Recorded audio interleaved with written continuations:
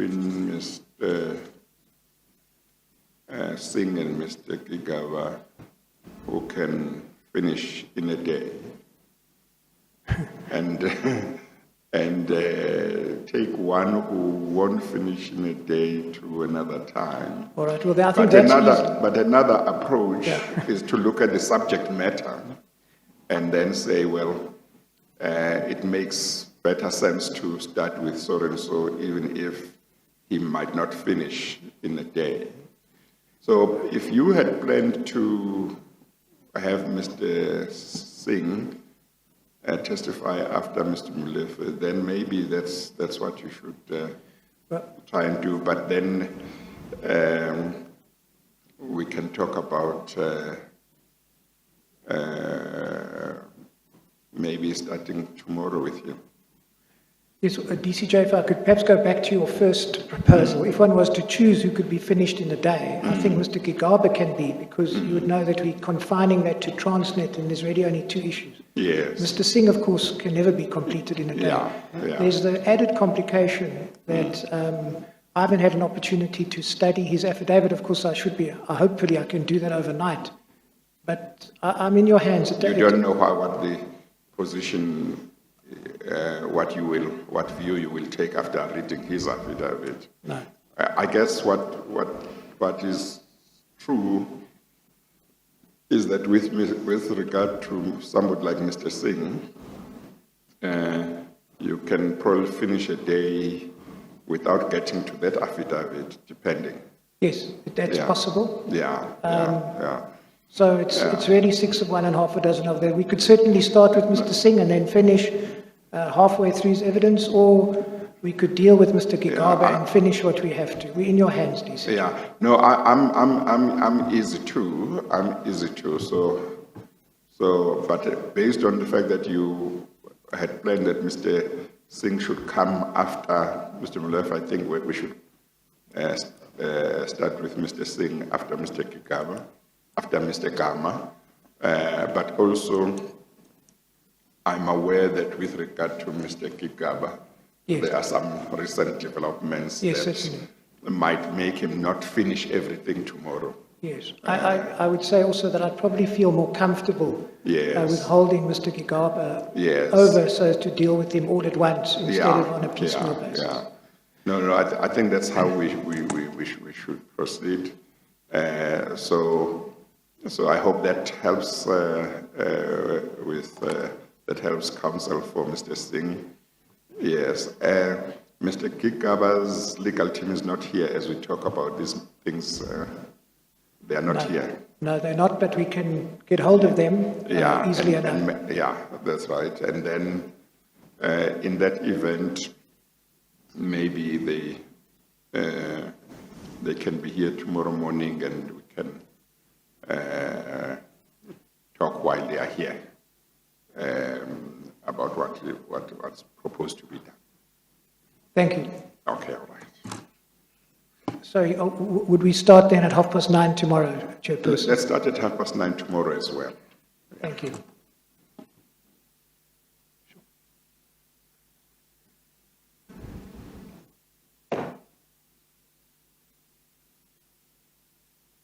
All right, sorry, may I continue? So you may continue. Thank you. Good afternoon, Mr. Gama. I was... Mr. Gama. Mr. Gama. I had just turned to a different topic, and that actually does relate to Mr. Gigaba. You know Mr. Mklangu? He was Mr. Gigaba's advisor. Yes, sir, I know him. So the chronology of events that flowed after the first discussion between Mr. Gigaba and Mr. Mkonazi was that in January there was a discussion between Mr. Mklangu and Mr. Mkonazi where Mr. Mklangu in fact puts Mr. Mkonazi... January 2011, huh? January... It must be 2011, I think. Because Mr. Gama was reinstated in February, I think. Yes. Or at least the settlement agreement was in February. Yes, it's January 2011. You're correct. The discussion was at the end of October or at the beginning of November 2010. So going into the next year, Mr. Gama, the sequence or chronology of events is that Mr. Mklangu contacts Mr. Mkonazi, and Mr. Mklangu puts Mr. Mkonazi in touch with Sabu Gule of Denise Rates. I take it you don't know anything about that. No, I don't. All right. So if I could then take you, please, to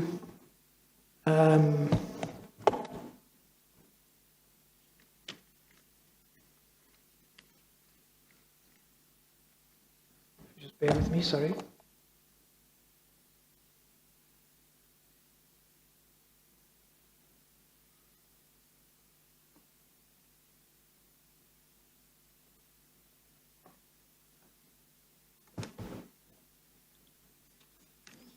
If I could take you to Transnet Bundle 2. That should be, I think, in the boxes behind you somewhere.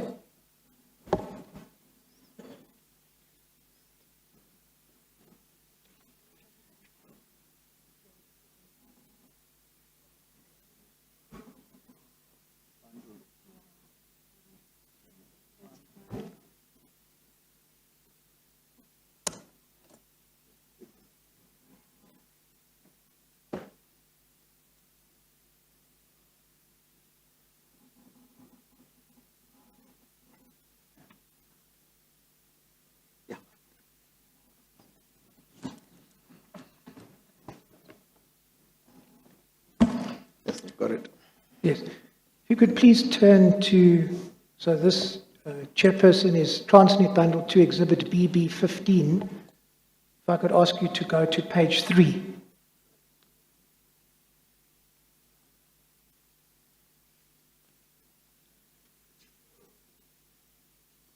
So,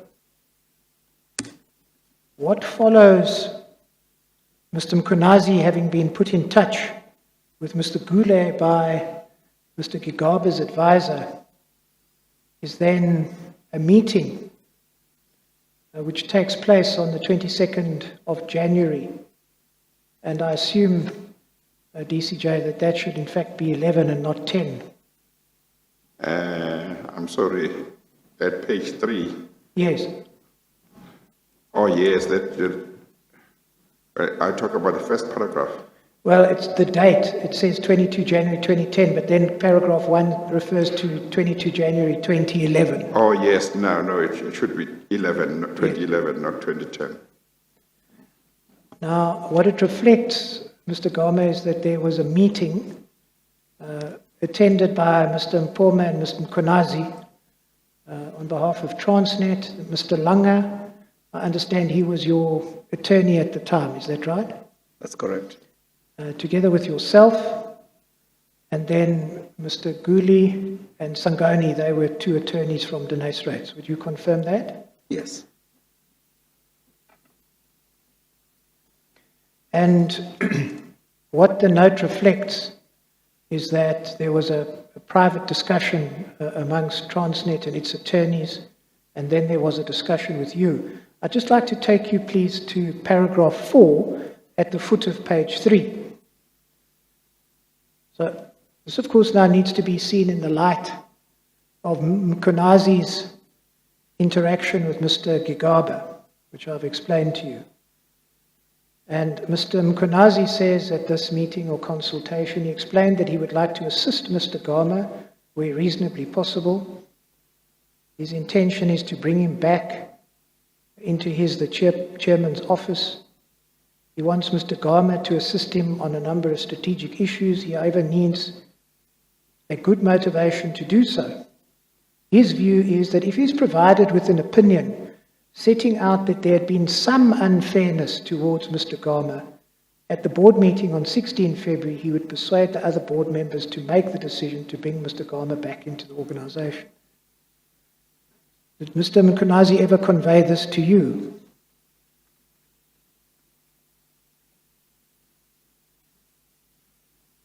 Did he ever convey that to you, Mr. Mkonazi?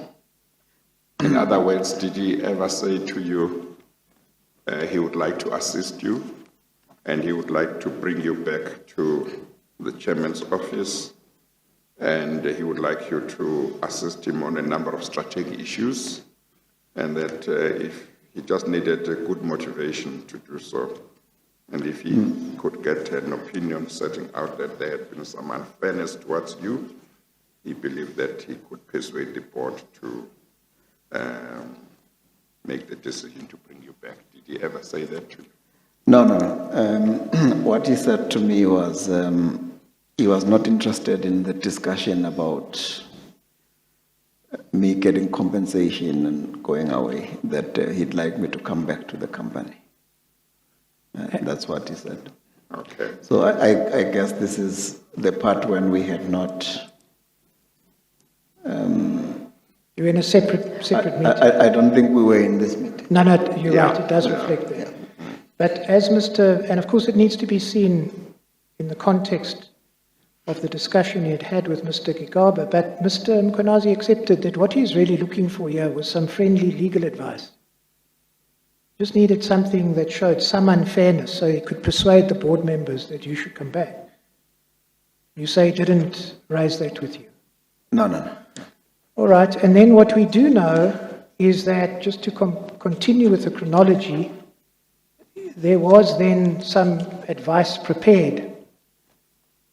And if I could take you to that, it was prepared by Mr. Mpoma, and then there was some input by Denise Rates, and the product that was then produced you find at page 16. 1-6. Yeah, 1-6. And this ultimately did serve before the board. And what I want to just direct your attention to is that Denise Rates, and you can comment on it if you want, they added only 2 paragraphs, and that is paragraph 10 and 11 at page 17. And really the high watermark then... I'm sorry, Mr. Mybeck, I think I've lost you or you have lost me. Page 17, DCJ. Oh, 1-7. The high watermark of their advice is at paragraph 11. This is all it says. It is accordingly our view that there is a probability that the bargaining council or a court, considering the appropriateness of the sanctioned dismissal of Mr. Gama, may reach the conclusion that dismissal was not appropriate having regard to the challenge on sanction advanced by him. In that instance, the court may either award compensation to Mr. Gama or find that a lesser sanction ought to have been opposed and therefore order his reinstatement. Do you see that? Yes. Now, you may have read that Mr. Mkonazi described this as a very poor opinion.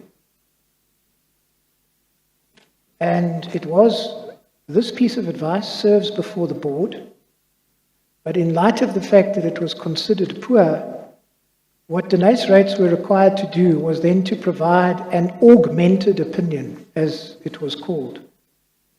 And that then brings us to page 19. Now, this is an opinion rendered on the 22nd of February, which is in fact after the board had taken the decision to reinstate you. And what it reflects, and I'm going to refer you to 2 paragraphs, is in paragraph 1.1 at page 20, it records that there are various opinions which have been obtained from reputable firms of attorneys with regard to the prospects of success of Mr. Gama in successfully challenging his dismissal by the company. All the opinions, including ours, which we gave after perusing documents pertaining to the disciplinary inquiry, were of the view that Mr. Gama's chances of successfully challenging his dismissal were not good. And then the only other thing we need to have regard to, that's of material relevance, is at page 22, paragraph 4. You will see that that's a cut and paste of the earlier piece of advice where they say there's a probability that the conclusion may be different.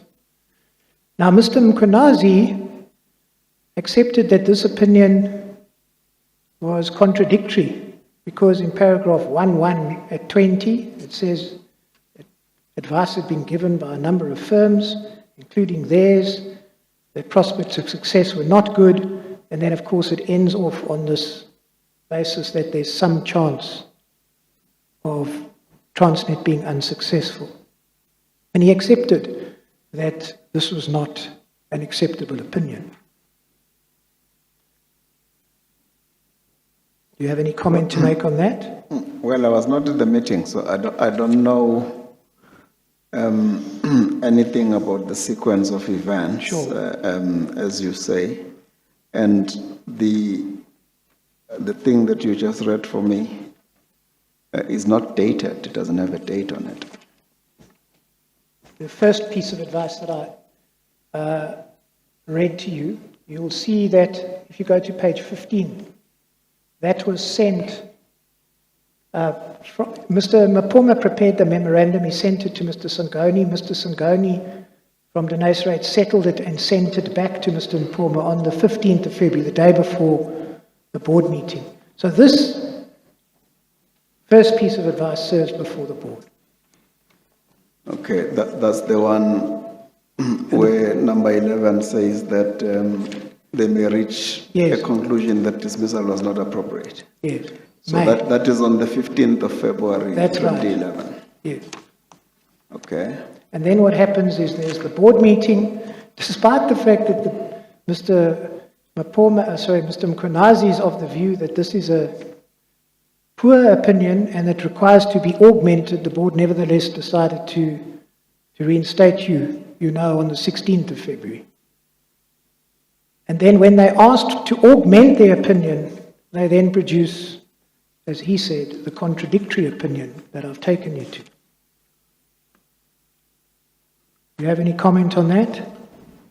No, I don't. I wasn't party to this. I don't know anything. You have seen Mr. Todd's opinion in the documents that have been sent to you? No, I haven't.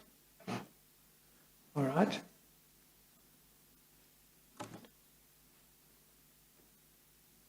Well, maybe I should take you there.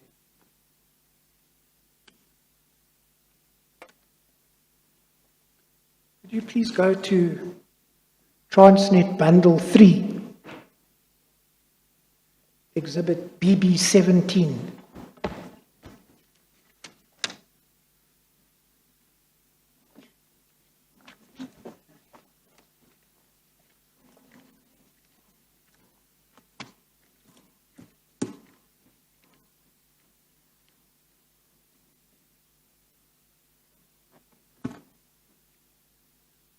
And could I ask you please to turn up page 65, 65?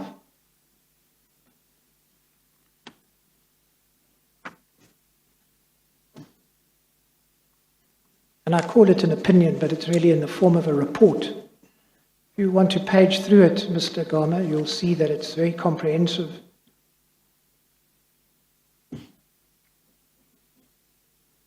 It deals with the investigation that preceded the disciplinary inquiry. I'll just go through the headings. Initial attempts to convene the inquiry, Gama's High Court application, attempts to schedule a disciplinary hearing, Gama's subsequent objection to Advocate Marburg SC, Gama's refusal to accept the appointment of Advocate Antrobus, decision to proceed by way of... You are swallowing your words. Can you speak slower? At page 72, Gama's refusal to accept the appointment of Advocate Antrobus SC. At page 73, decision to proceed by way of disciplinary inquiry instead of arbitration.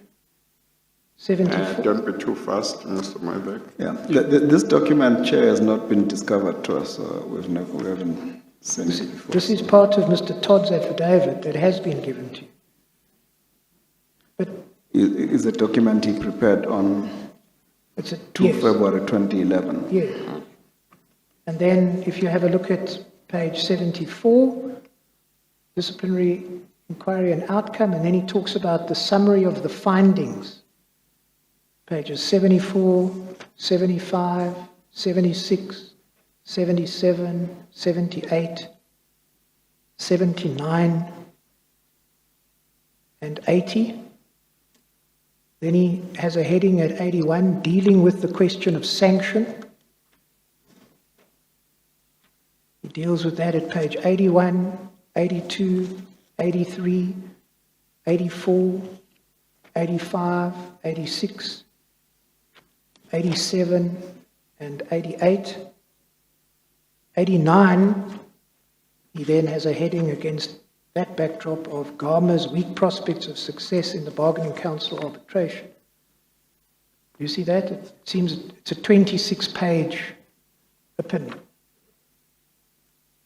Yeah, it hasn't been discovered to us. All right. Well, what I think is perhaps important is that Mr. Mkhwanazi himself accepted that it's quite difficult to compare the Bowman's opinion to what boiled down to one paragraph or two paragraphs, really, in the 15 February opinion. Do you have any comment on that? No, I don't have any comment on what Mkhwanazi has said. I'm taking you through the chronology to show you that Mr. Mkhwanazi may very well have acted on instruction or under the influence of Mr. Gigaba.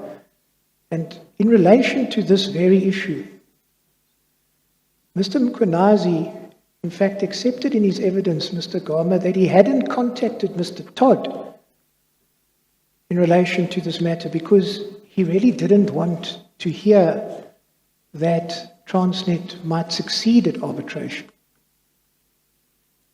Want to comment on that? I don't know what Mr. Mkhwanazi said. I wasn't... So is it your case? I don't know whether I can be asked to comment on Mkhwanazi's comments. Yes, there might be you might have nothing to say, but you might say, well, I'm surprised that Mkhwanazi said he didn't want to hear an opinion that said Transnet may succeed, because on the merits of my case, it was clear that there had been unfairness. So I don't know what he was looking for. The unfairness was there.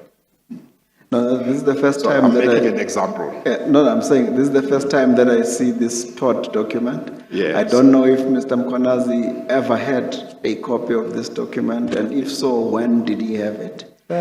Because in all the documents that You have seen. that I have seen, You didn't see this one. that went to the Transnet board and all of that, that was in front of the board. There was never any reference to a Todd document. You mean that you saw after your reinstatement? Yes, or- yes. Yeah. Well, So that's why I'm saying Yeah. I've never seen this document. I don't know if Mkhwanazi ever had it. Yeah. I can't really comment on it. I haven't even read it. all right. Well, just for the sake of completion, Mr. Mkhwanazi did have it.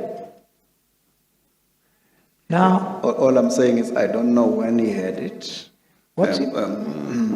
All I've seen in the minutes of the board of Transnet is that they considered opinion from Dennis Reeds. That's what I saw. I think in his evidence, he conceded that he had seen it before the board made the decision, this one. Yes. And he did speak about other opinions as well. Yes, well, it was the 15 February opinion, which was referred to as the nice rights opinion. But as you remember, Chairperson, was really drafted by Mr. Mpoma with the nice rights' input. Yeah. But what I'm interested in finding out from you, Mr. Gama, is what did Mr. Mkhwanazi, when did you first start interacting with him? Was it before the meeting that you attended with the nice rights? on the 22nd of January 2011. No, I think it was on that day. And you told, He was in the company of Mr. Kule. and you've already recounted to the chairperson, but perhaps you could just reflect or repeat it, that you say he told you right from the outset. What did he say? He said to me, because what I'd wanted in terms of the settlement was that I get compensation. And then he said, no. His preference is that I need to come back to Transnet and work, especially because the business was suffering. As I said to you, probably in his own words, he said, in the next 4 months, we might not have enough money to pay salaries. I need you to go and fix that TFR. So it was in that context that I said to him, no, that's fine. I'm prepared to come back and let us put aside the discussion about compensation. Maybe I could just ask this, which I was going to ask later. If the idea of reinstatement came from him because you were looking at being given compensation, the issue of the reinstatement being with full back pay, did it come from you or did it come from him? Sorry, Chair, the full back pay? Yes, I'm saying you have just told me, and you told me earlier, that what you wanted was compensation. Yes. But Mr. Mkhwanazi said his preference was that you should come back, and he gave his reasons. So my question is whether you were the one who insisted that if you were reinstated, you should be given full back pay for the time that you had been out of Transnet, or whether that idea came from his side. Well, the concept of reinstatement, Chair, is exactly that you get full back pay. Yeah. But it was cheaper to pay me back than what I was asking. It was far, far cheaper. Yes. Yes. Are you going to share with us by any chance what you're asking for, or you don't feel comfortable to share the compensation? Not from as much as possible, as you said. It was far, far cheaper to pay me back and to reinstate you then, to reinstate me than to pay you the pay me amount out. Yes, you yes. had in mind. Yes. Okay. Yeah.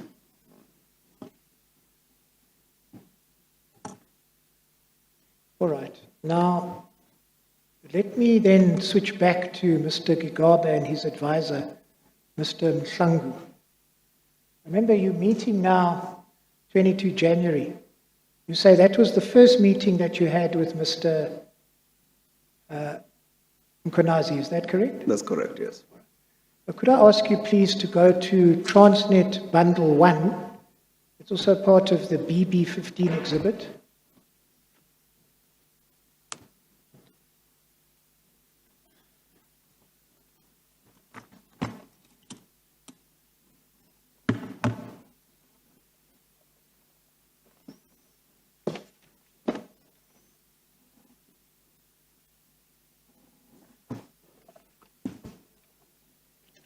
And this is, I want to take you to Mr. Transnet Mhlangu, Bundle 1. BB15, Bundle 1. I want to take you to Mr. Mhlangu's affidavit, please. Okay, page? Let's start with page 175.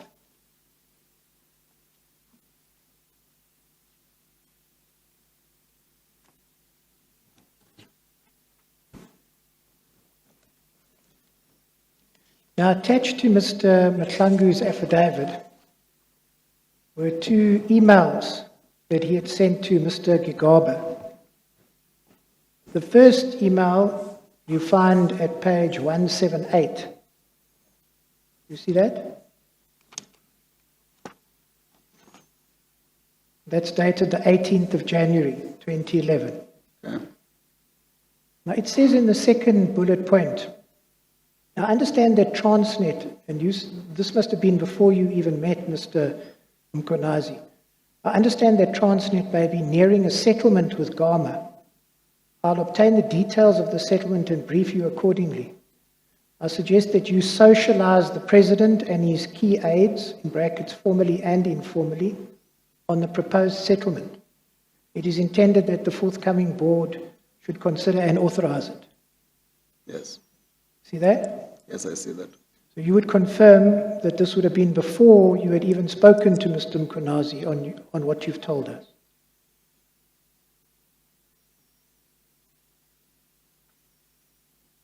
Yeah, I don't know the dates.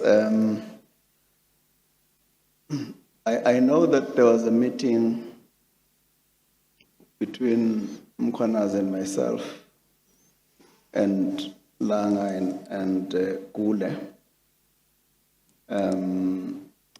at, I think, Inanda Club.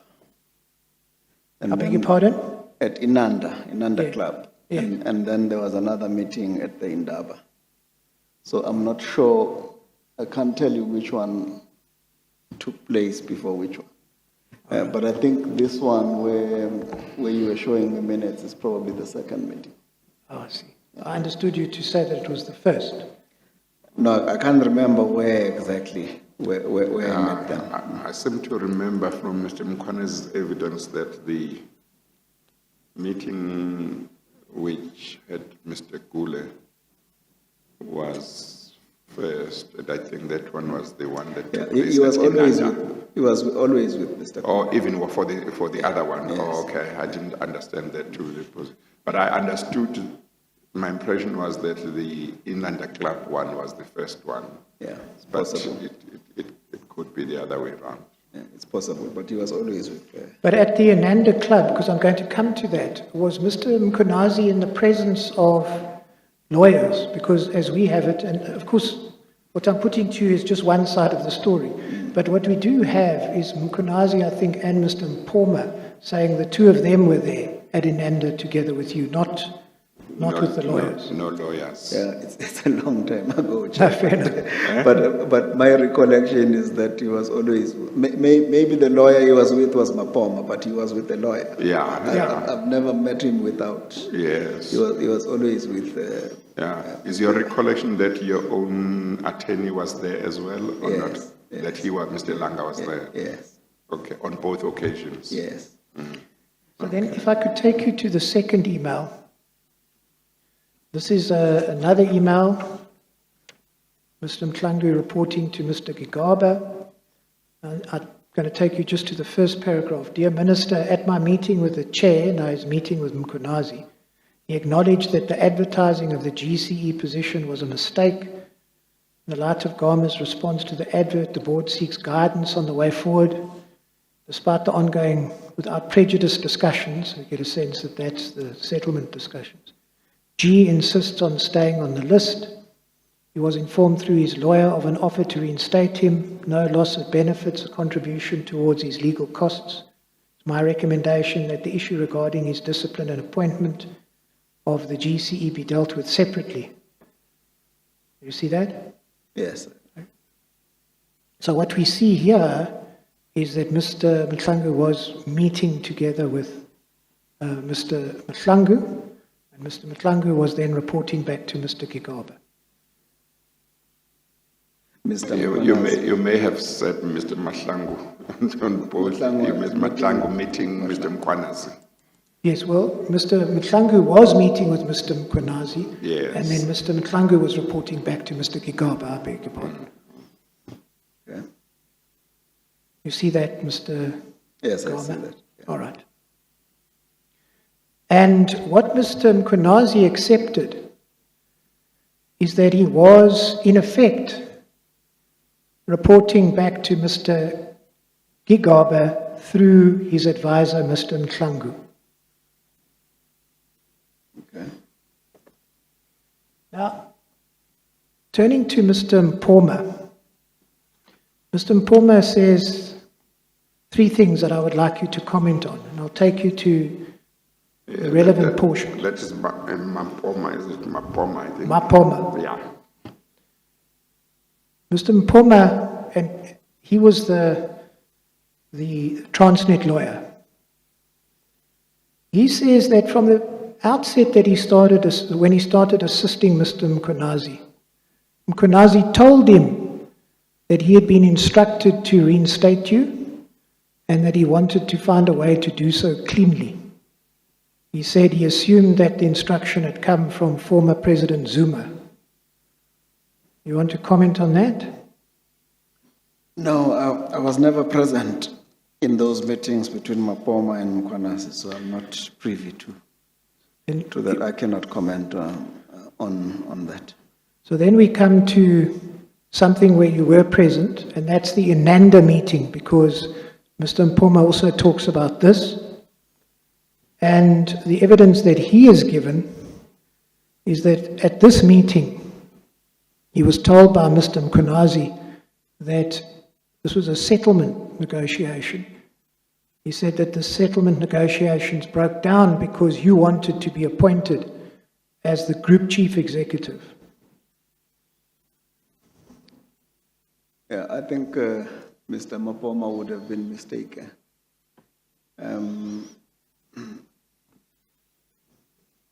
I think I've read somewhere his statement. Yes, I can take you there if you want. Yeah, where is it?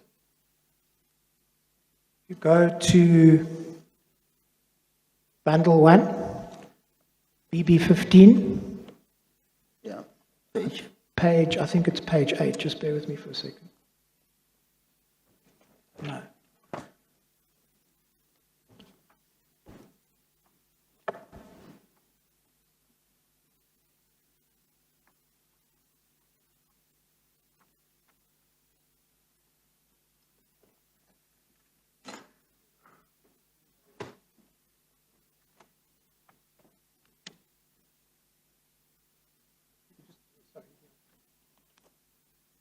I've referred you to the wrong exhibit.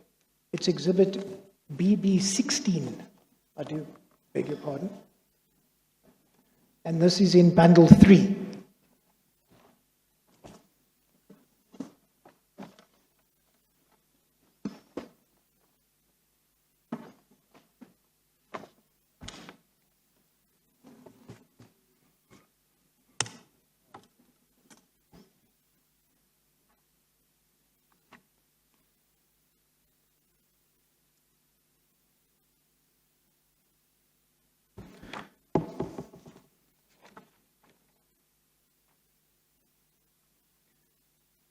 The part that I'm questioning you about, Mr. Gama, that you say, I assume it's the passage you're referring to, is, I think, at page 8, para 19,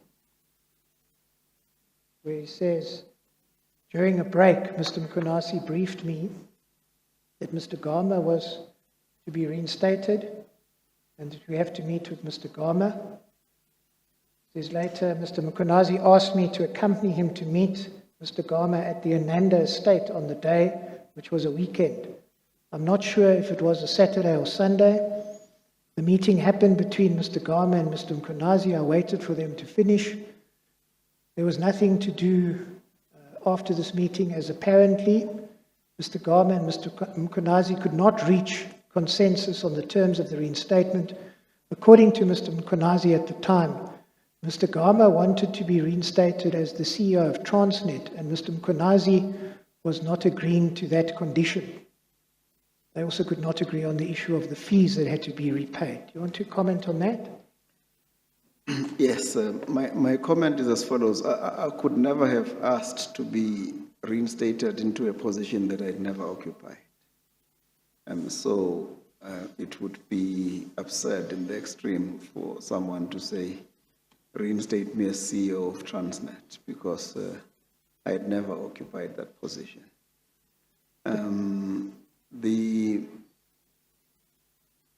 could only be reinstated as the CEO of TFR, and I think that is probably what he may have meant, to say I wanted to be reinstated as the CEO of TFR. So I can't really say anything further. I think Mr. Mapoma could probably be mistaken, because I knew that for anybody to be appointed as the CEO of Transnet, you have to go through a particular process. And that process involves both the board and the minister. And from the minister, it even goes to cabinet. So I couldn't, Chair, have asked to be reinstated as CEO of Transnet, which is a position that I had never held. So I think Mapoma may have been mistaken in terms of what Mkhwanazi may have said.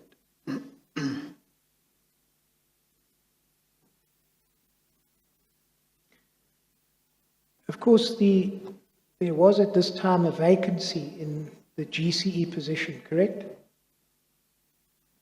Yes, there was that vacancy, but it was not one where I would want to be reinstated to. I had never occupied it. But it is a position that you wanted, because you applied for it. Yeah, I'd applied for it, but there were now new processes. They'd advertised it. What I asked Mkhwanazi, if it's in relation to that, I had asked him a question, that since we're having this discussion, and you have now advertised this position, do you think I should apply or I shouldn't? And he didn't have an answer. But Mr. Gama, didn't you really want to be reinstated so that you could become the GCE? Wasn't that ultimately what you wanted? I had never, Mr. Maybeck, been the GCE. Yes. I had been suspended and charged when I had applied for that position. All right. So I had never held that position. So you could not reinstate someone to a position that he had never held. No, but that's not, sorry, that isn't the proposition that I put to you. So I beg your pardon. No, okay.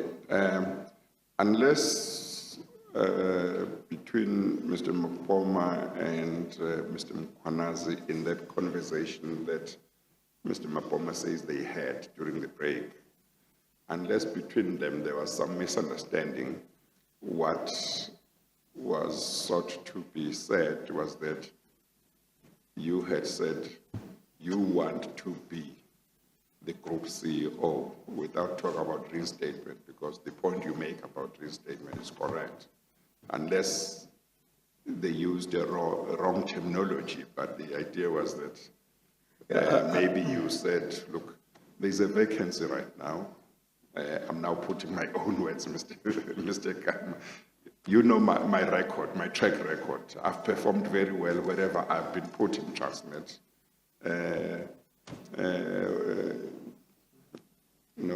Here is a vacancy. Why don't you appoint me to that position? So I'm just saying, unless somebody used the wrong terminology, but the idea was that maybe that's what you said. No, it would have been preposterous, Mr. Chairman, of me to do such a thing. It's unlike me, and it's not me, and it didn't happen. Yeah, okay, right. So I think, and I'm trying to interpret something here for Mr. Mapoma. Yeah. I think Mr. Mkhwanazi would have said, since we have advertised the GCE position, Gama is asking whether he should apply. Yeah, Mr. Maybeck. I just wanted to ask you this. I mean, wasn't moving on to a different issue, wasn't your ultimate aim to become the GCE, so that really being reinstated into the position of CEO of Transnet Freight Rail was simply an immediate stepping stone? Wasn't that really what you wanted? The GCE post? I had applied for that position a year earlier. Yes. The answer is yes, presumably. I had applied for that position, so I had ambition. Yes. Yes. But my ambition was proper. I had to follow whatever processes was there. I couldn't say to Mkhwanazi, no, Mkhwanazi, now appoint me as the GCE. He didn't have those powers. So I wouldn't ask a man to do things that he cannot do.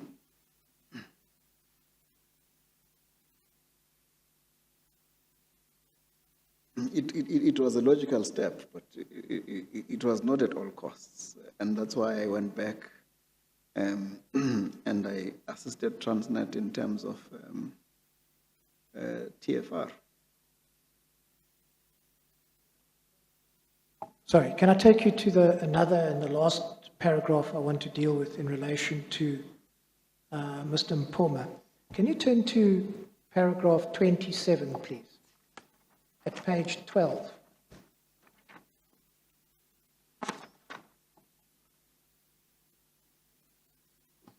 And I'm sorry, Mr. Maybeck. I thought it was going to be just one reference, so I told you not to bother. Transnet But, Bundle 3. I'll need to have it now. Bundle 3, what page? Page 12.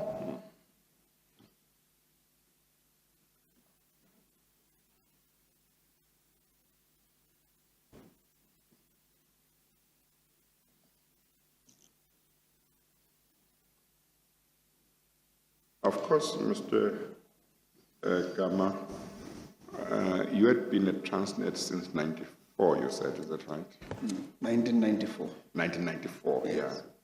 yeah. Were you aware whether each time there was a vacancy in the position of Group CEO of Transnet, there would be advertisements and different candidates would be interviewed, or whether sometimes somebody who was considered to be suitable would just be appointed? Yeah, it really just depended on them, but there was always a process of in terms of the articles of the company. The CFO and the GCE.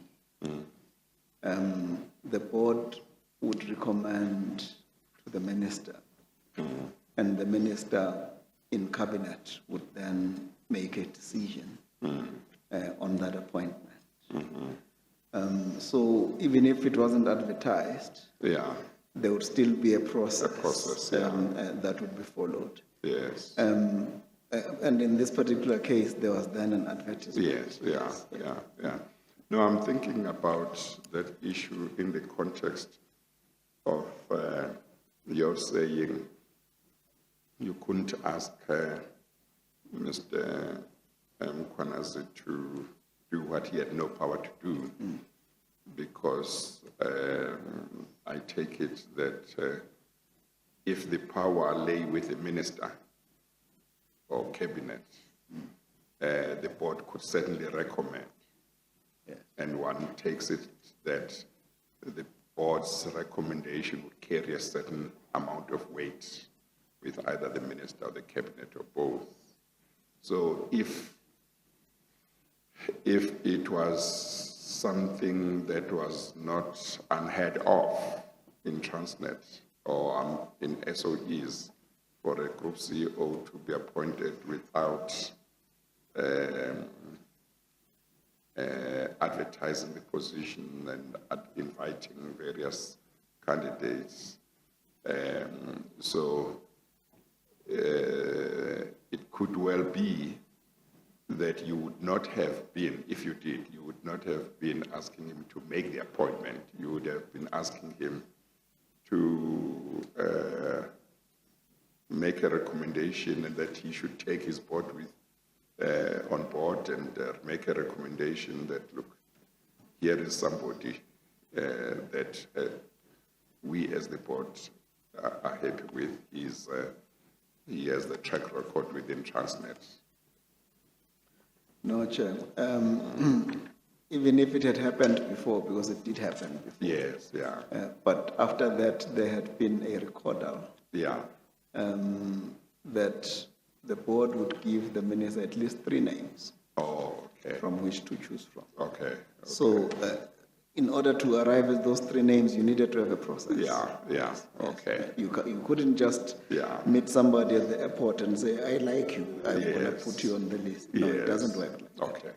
Okay. Thank you. Mr. Mabek. I was going to take you then to the last paragraph that I want to ask you about. In Mr. Mpoma's affidavit, paragraph 27, this is at page 12. Are you there? Yes. It says, Mr. Mhlangu called, or telephone calls, and put pressure on me to finalize the reinstatement of Mr. Gama, accusing me of causing the delay, telling me, number one, wanted to get it done quickly. He never mentioned any name. He stopped calling me when I sternly told him to stop calling me, and that I did not report to him, nor to the minister, nor to number one, and that I was assisting Mr. Mkhwanazi in implementing the board's decision. I presume you have no knowledge of that. No, I have no knowledge of that. Well, I just want to mention this, and again, you might not be able to say anything. It's interesting that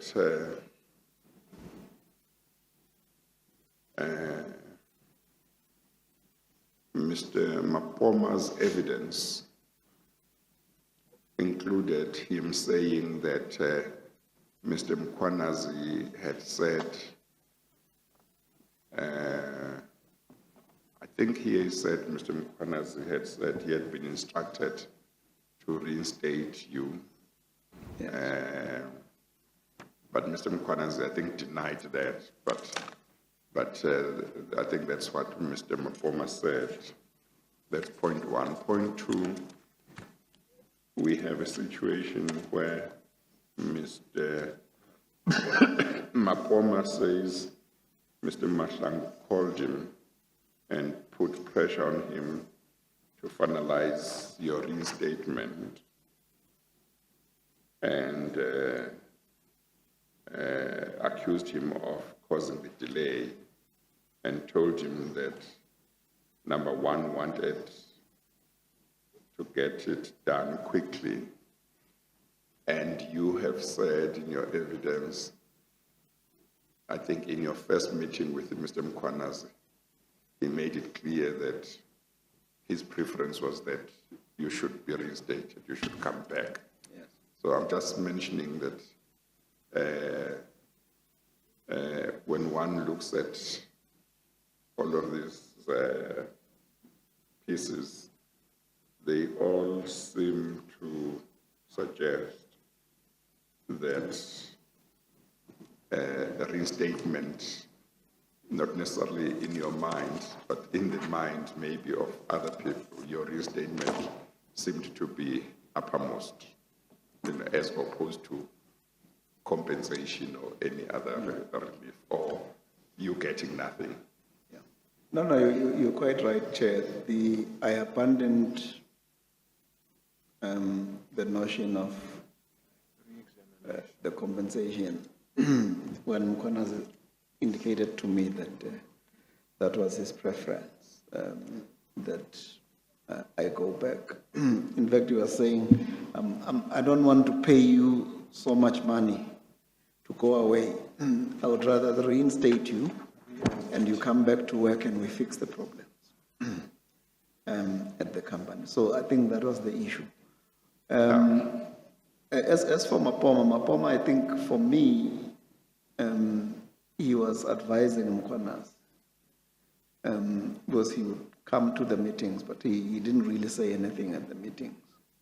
But then I guess outside of the meetings, they were having the discussion. So I don't know how Mahlangu would then call Mapoma to ask him to expedite the reinstatement, because I don't think that Mapoma per se was the one who was seized with that particular issue. So And well, maybe I could mention, and Mr. Mabek will indicate if he has a different recollection, that I think Mr. Mkhwanazi denied Mr.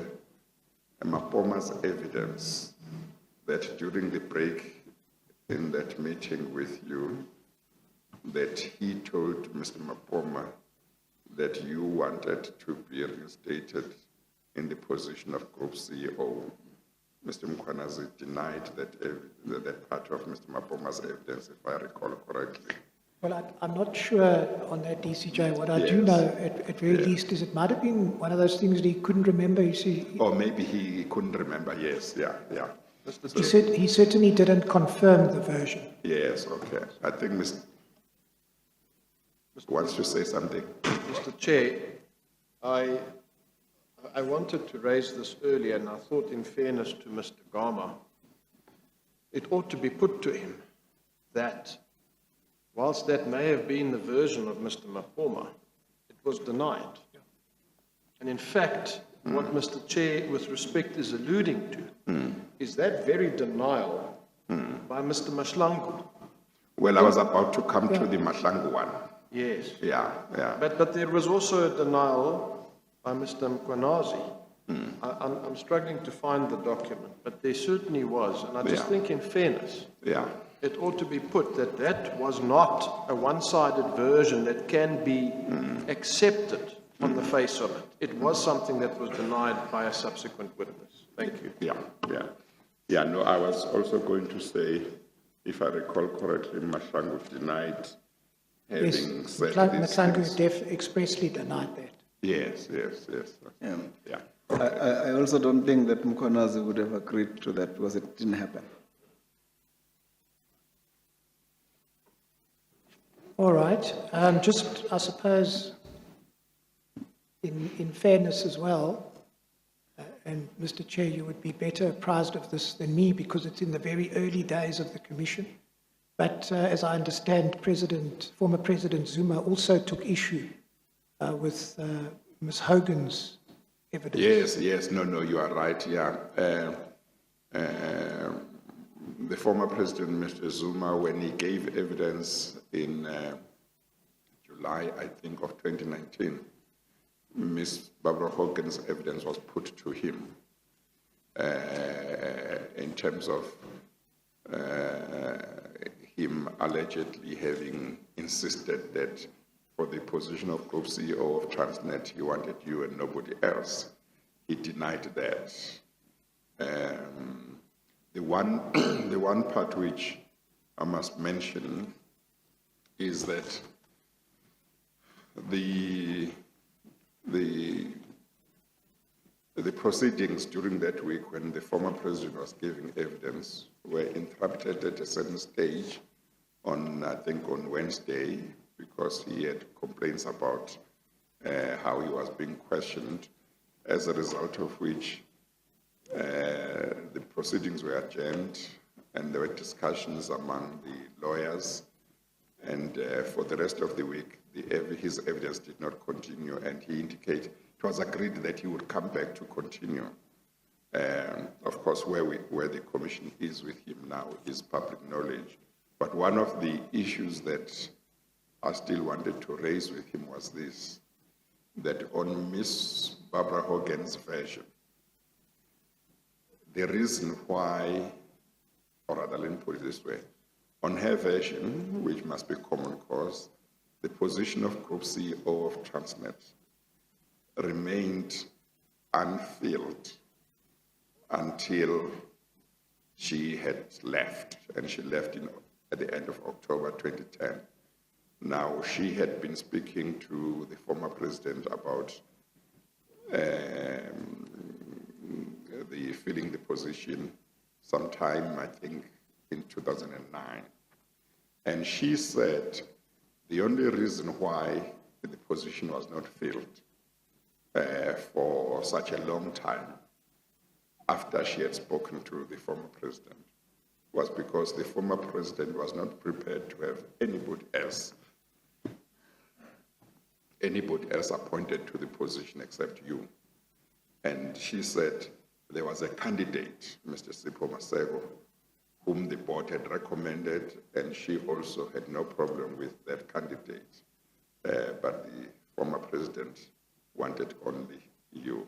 So what I had hoped the former president would clarify later if he came back is what on his version the reason was why the position of Group CEO was not filled over such a long period in circumstances where there was a candidate that had been recommended by the board, which the minister was happy with, and he doesn't appear to have raised any issues with that candidate or about that candidate.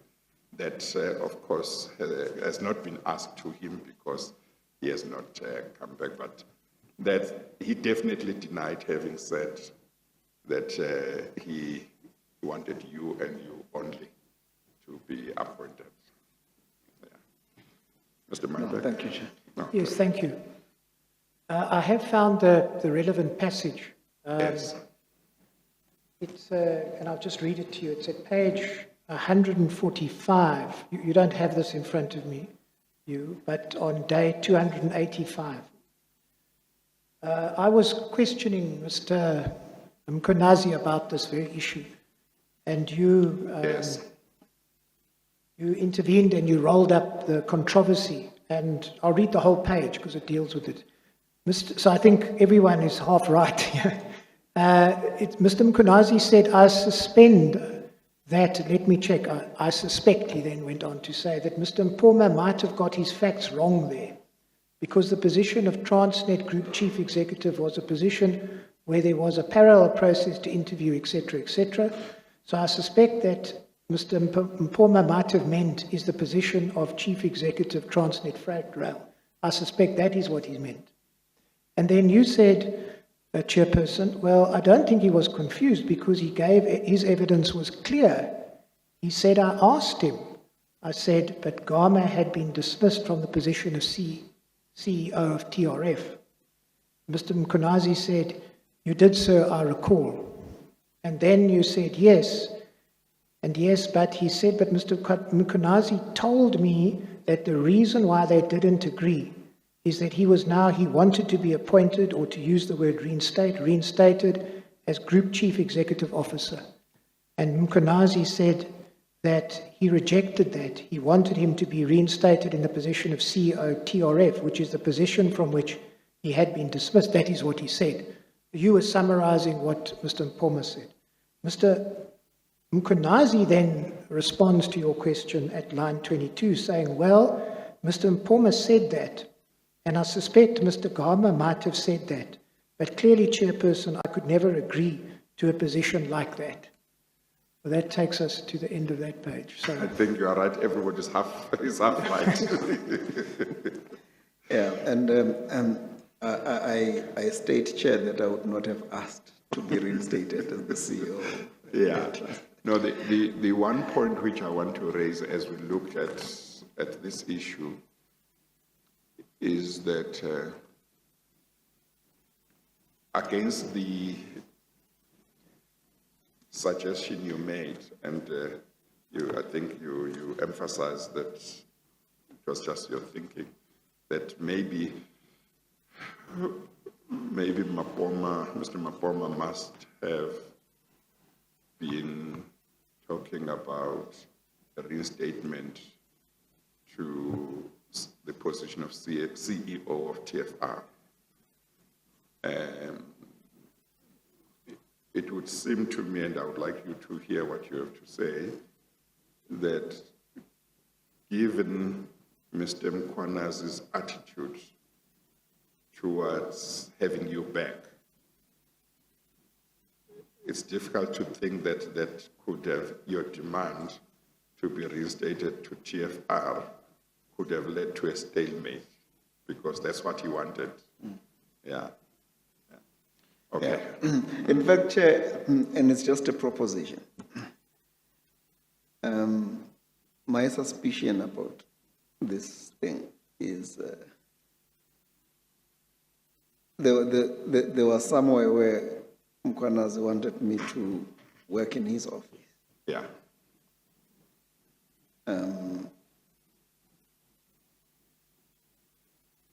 And I suspect that is what this was about. Where Was he also acting group chief executive at the time? yes, he was, but he was the chairman of the company. He was both chairman and acting group Yes. chief executive. Yes, so he was like an executive chairman. So I think because of the workload that he was having in that position, he wanted somebody who could assist him. And I did assist him for a while, in fact, in that office. Yeah. So my suspicion was he wanted me to do that, but it was not an existing position. It was not a position per se. It was there because he was the executive chairman. And it's something that would fall away because non-executive chairmen don't really have to go to the office. So, Yeah. I think that is what it was. And probably we just had that discussion where it said, I didn't want to rot in the corner office of a corporate when I could be in an operational environment. Okay. Mr. Maybeck? It's just a proposition that I Yeah. think it may have been Yeah. that Yeah. Yes. and not anything else. Yeah, okay.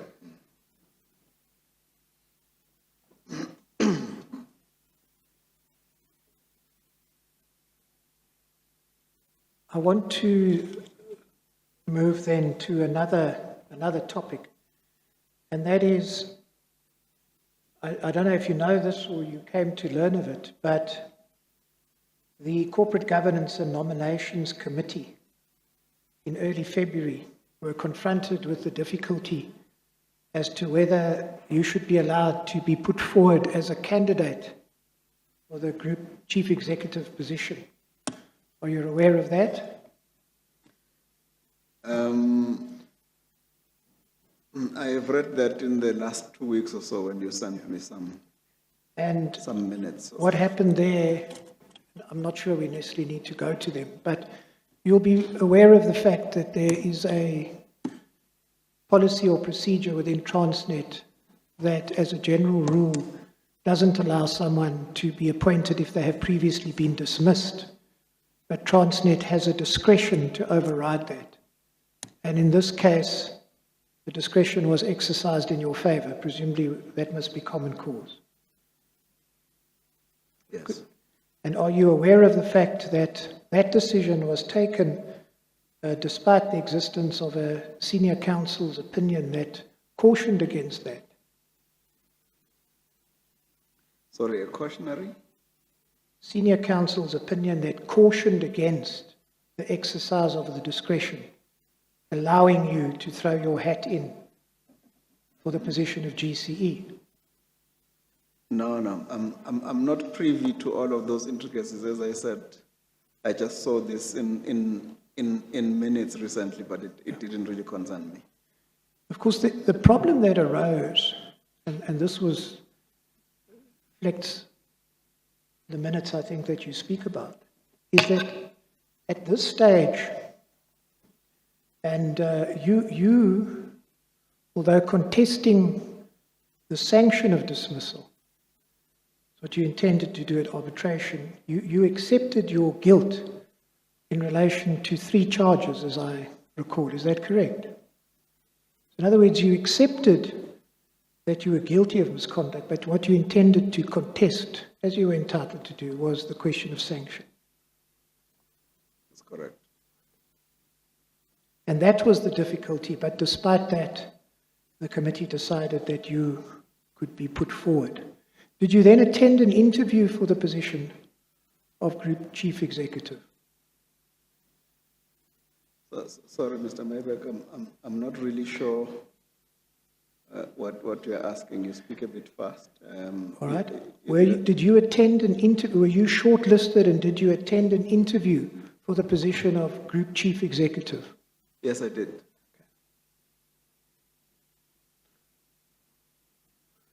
Moving forward in the chronology, we know then that on the 16th of February 2011, the board resolved to reinstate you. You would have seen that, correct? Yes. And what Mr. Mkhonazi has testified about is that they did that principally on the basis that your procurement deviations ought to have been condoned. You've seen that. Yes. What we know then I'm is... sorry, just make sure you are loud enough, Mr.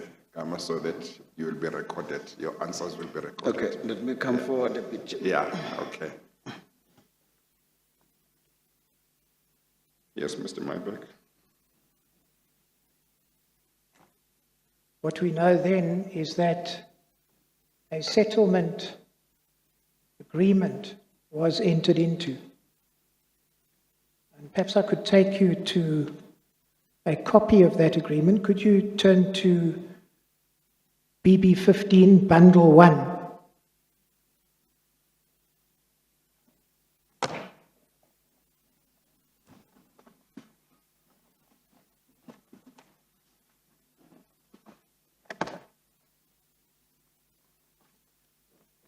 Okay. Let me just move this one.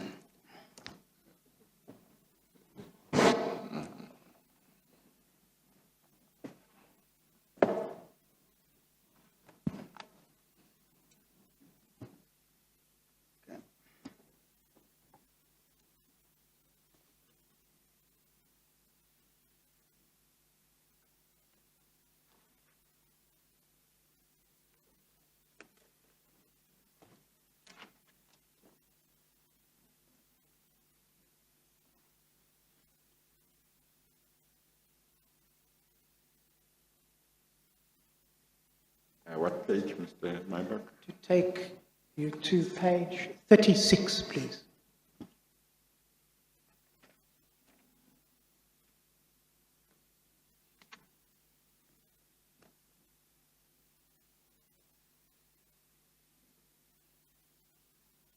And this was an agreement, it seems, Mr. Gama, if you go to page 40 and 41, that was signed by you on the 23rd of February and by Mr. Mkunazi the previous day.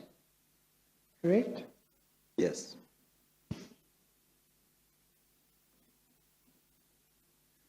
So can I just ask you, before we get to the content of this agreement, did you negotiate this agreement directly with Mr. Mkunazi? Yeah, over a period of time with Mapoma and Mkonas. Mr. Mpoma, as I understand it, was assisting him. Is that correct? Yes. There's something that I neglected to ask you, and that is, in your discussions with Mr. Mkunazi, did he ever tell you about what Mr. Gigaba had asked him to do? No. Yes, I'm sorry. In the negotiations that happened over a long time, as you say, involving you and Mr. Mkwanazi, you say, and Mr. Mpoma assisting Mr. Mkwanazi, were your attorneys also assisting you in those negotiations? Yes. Okay, all right. So he doesn't tell you at the beginning of his discussion with Mr. Gigaba? No. As I said, I've always understood and known that everything that led to the settlement agreement that I have was as a result of my referral of my unfair dismissal to the bargaining council.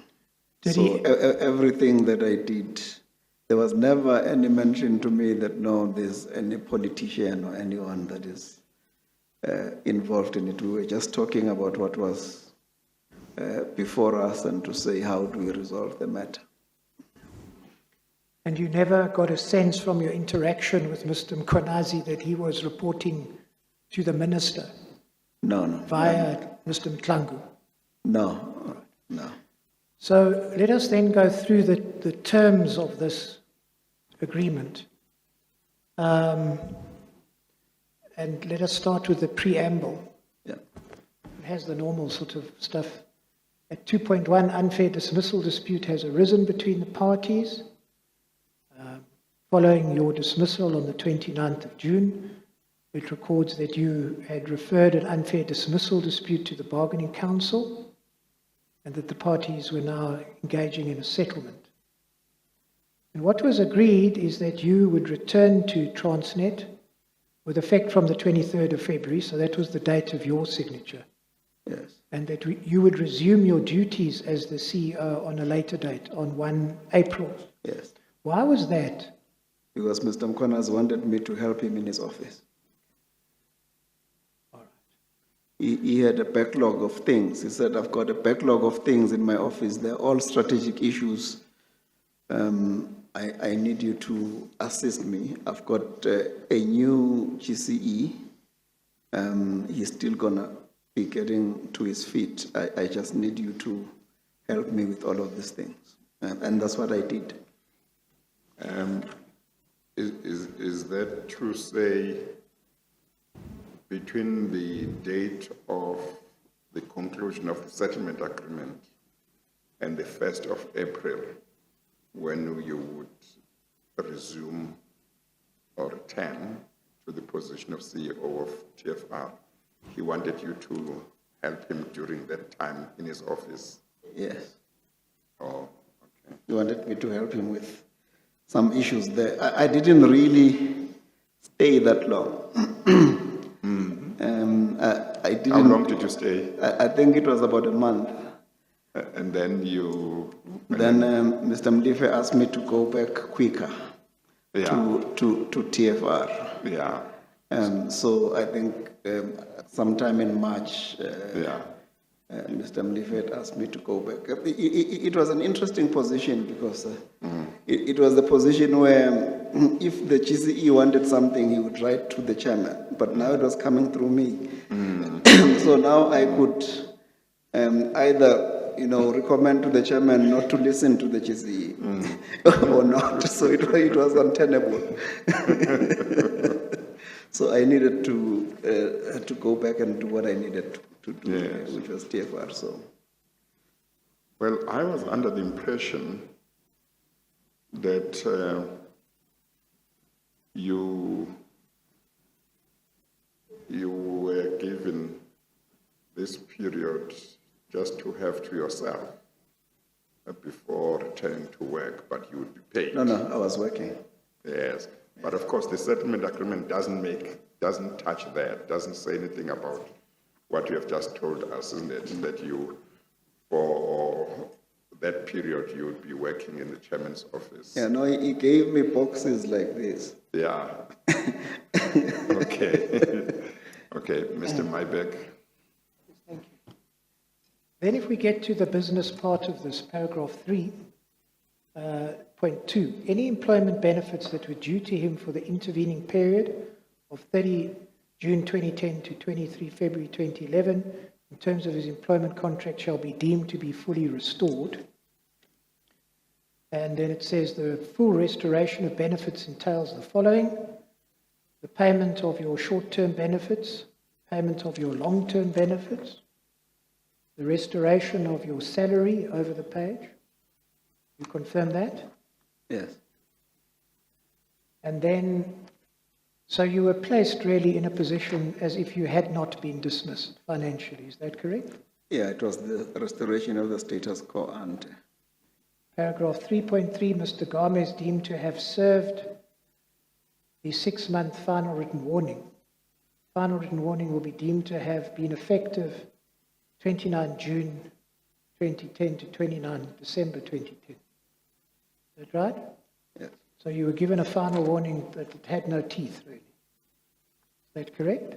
Yes. And how did that come about, incidentally?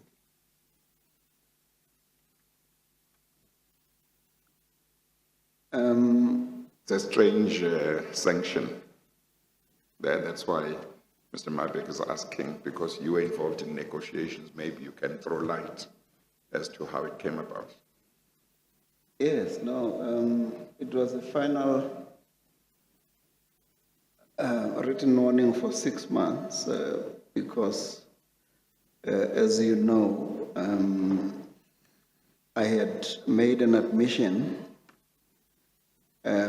of misconduct, and we agreed that this was negligence, but it was not willful negligence, and as a consequence of that, then they required that to show that I'd taken that accountability and responsibility, I should accept a final warning.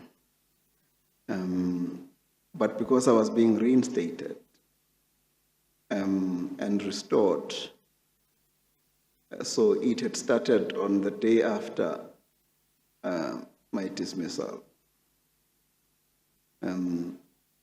So it allowed me to be able to then go back to work, having served On a clean slate. the final written warning and be able to focus on my work. Mr. Maybe. I suppose it also allowed you to apply for the position of GCE with effectively a clean record. No, if you look at the date of this settlement agreement, it says 23 February Yeah. 2011. The GCE had already been Was appointed. that before then? All right. Yeah, no, he had already been appointed. He was there. He'd been appointed earlier. I think it started maybe 2 weeks before this. All right. So Now, it had nothing to do with that. What I was getting at really when I understand why you were given a final warning, but what I was trying to find out is this idea that the final written warnings served whilst you were not in the employ of the company is a bit unusual, isn't it? I was in the employ of the company. I was restored to the date of dismissal. This was part of the negotiation. That's why the negotiations, they took longer. We negotiated. You know, negotiations is a give and take. We negotiated a lot of things, and this is what we finally agreed to. If you think my negotiation skills were good, that's fine. But we negotiated. You see, Mr. Gama, it's at this point I just want to repeat that you're not an accused person here, you're not an implicated person. What we're trying to do is to find out what the facts were in relation to this settlement. And yes, I mean, one of the issues that you touch on is very important to our investigation, and that is, how is it that you really, on the face of this agreement, took Transnet to the cleaners? You know, you talk about give and take and bargaining, but where is that reflected in this agreement? You get everything, you get a final warning which had expired, and then you get a very generous costs payment, which we'll come to in a moment. I mean, what caused Transnet, and perhaps we can ask you to help us with this, what caused Transnet to capitulate almost completely, it seems? Particularly, before you answer, particularly in circumstances where, as you have said, you were admitting guilt in regard to those 3 charges, and one accepts that they did not include findings of they were based on negligence, if I recall correctly. So when one looks at this settlement, and if one has the background and has read the judgment, the disciplinary chairperson's judgment, quite frankly, I got shocked when I saw it. I got shocked. I couldn't understand how any employer could have gone as far as they went.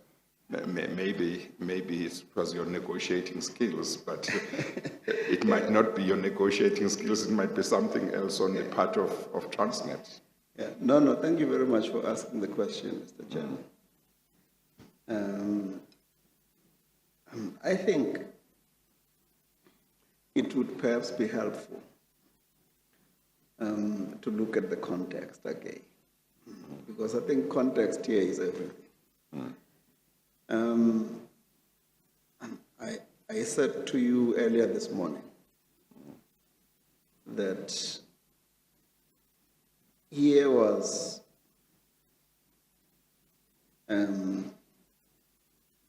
an employee, a CEO of a division,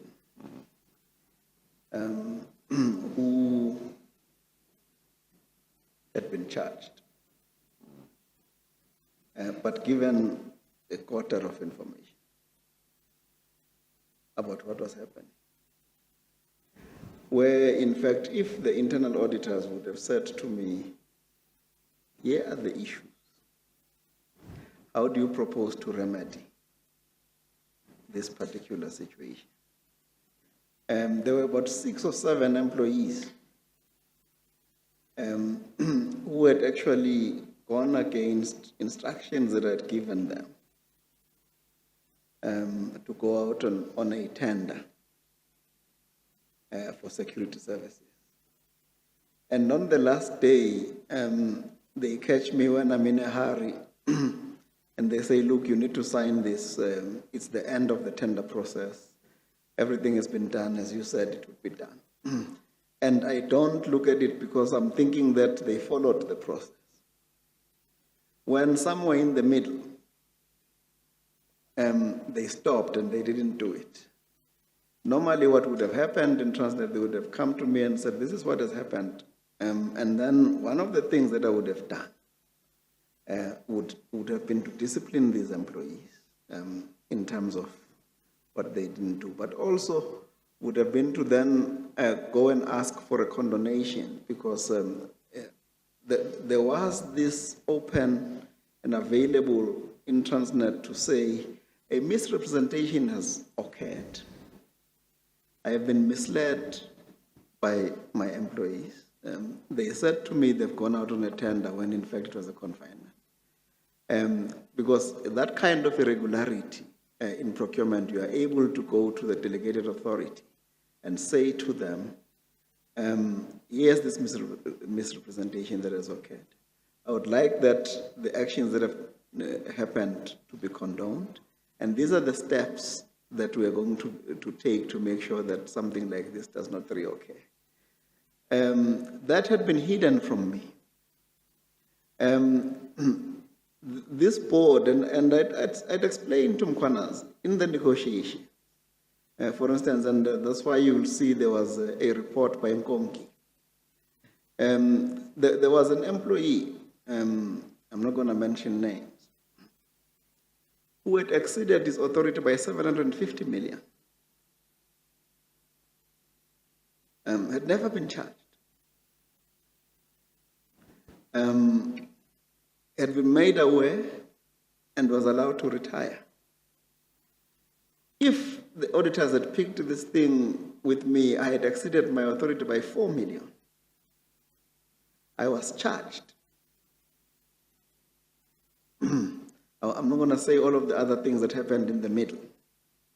I was charged. The second one was in circumstances where the legal team had said to me, here's an agreement, we've now prepared it, everything that was supposed to be done, including the resolution, etc.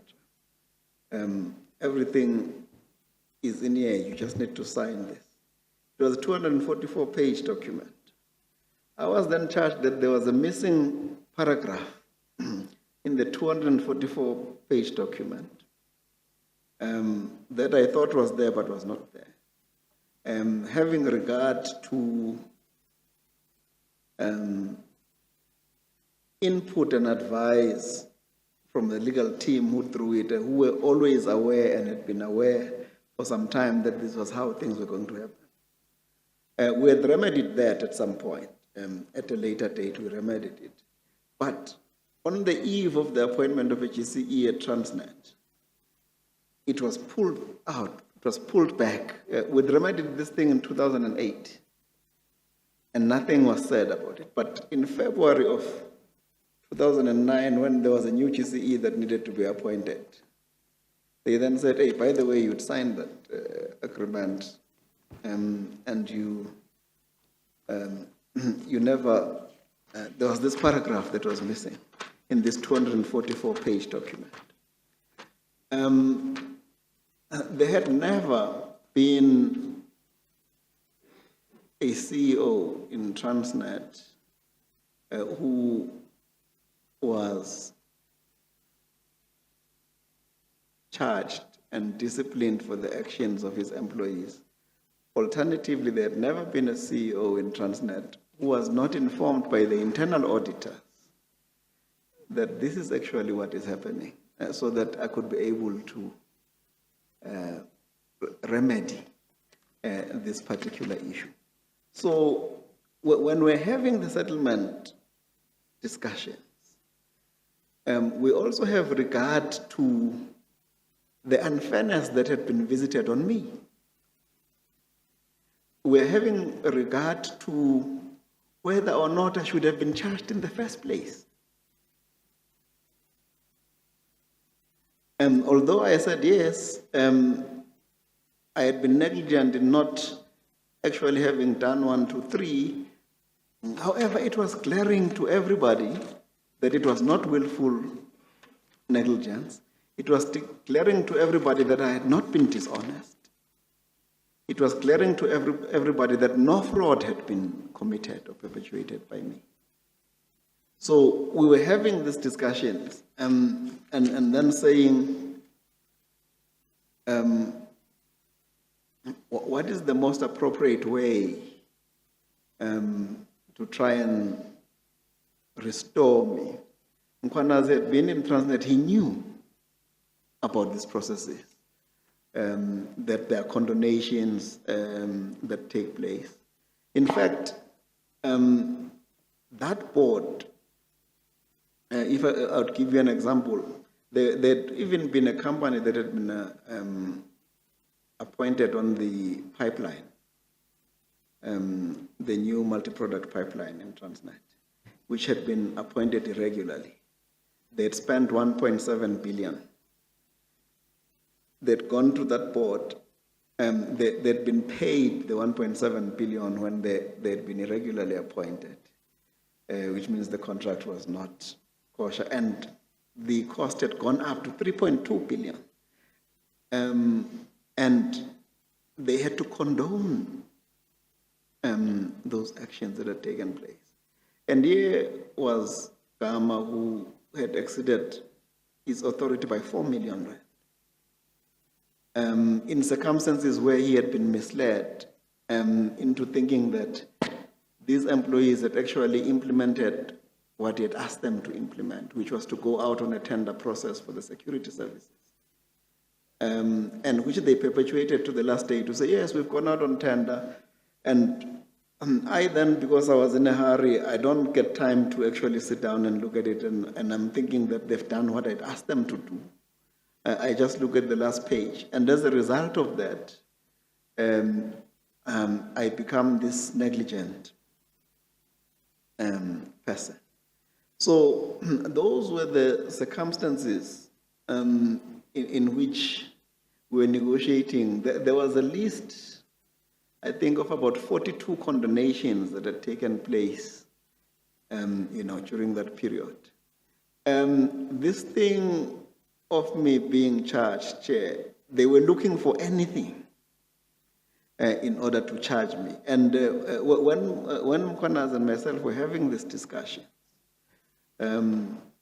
we then said, I said, no, I agree. In future, you are now saying that if your legal people sign a document and say, no, everything is fine, maybe you're correct. I should have said to them, just show me that paragraph.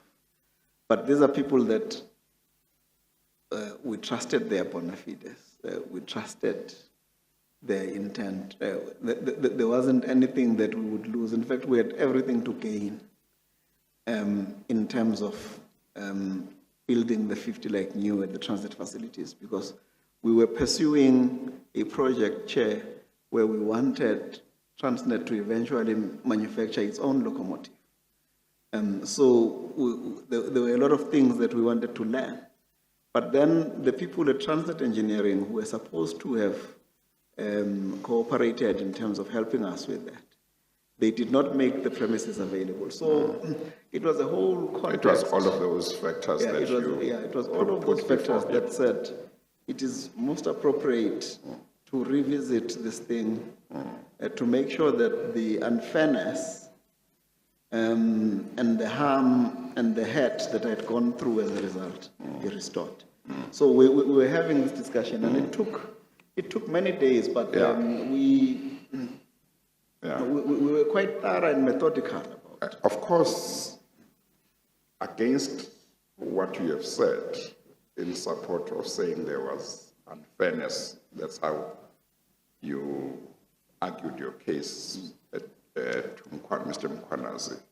Against that, of course, the position was that, one, there had been a disciplinary process. And I think it's fair to say it was quite a thorough disciplinary process, because it seems to have been run almost like a trial. I think I'm under the impression that it was more than 10 days or 10 days of hearing, chaired by somebody not from Transnet, but from somebody from outside, an experienced lawyer. You were given an opportunity to be represented by lawyers of your own choice. Transnet was represented by lawyers of its own choice. Whatever you wanted to put before the chairman of the disciplinary inquiry, to say to him, this is unfair, I should not even have been charged in the first place.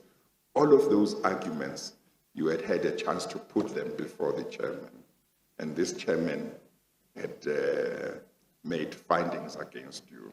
So I'm just saying, while you may have put to Mr. Mkhwanazi what you have said, against that there were these considerations as well. You would accept that, I would imagine. Yes, no, that had happened. But what had not been taken into account in getting to the sanction that they got into was that a first offender, when it was not gross negligence that was found guilty of, it was the sanction of dismissal did not.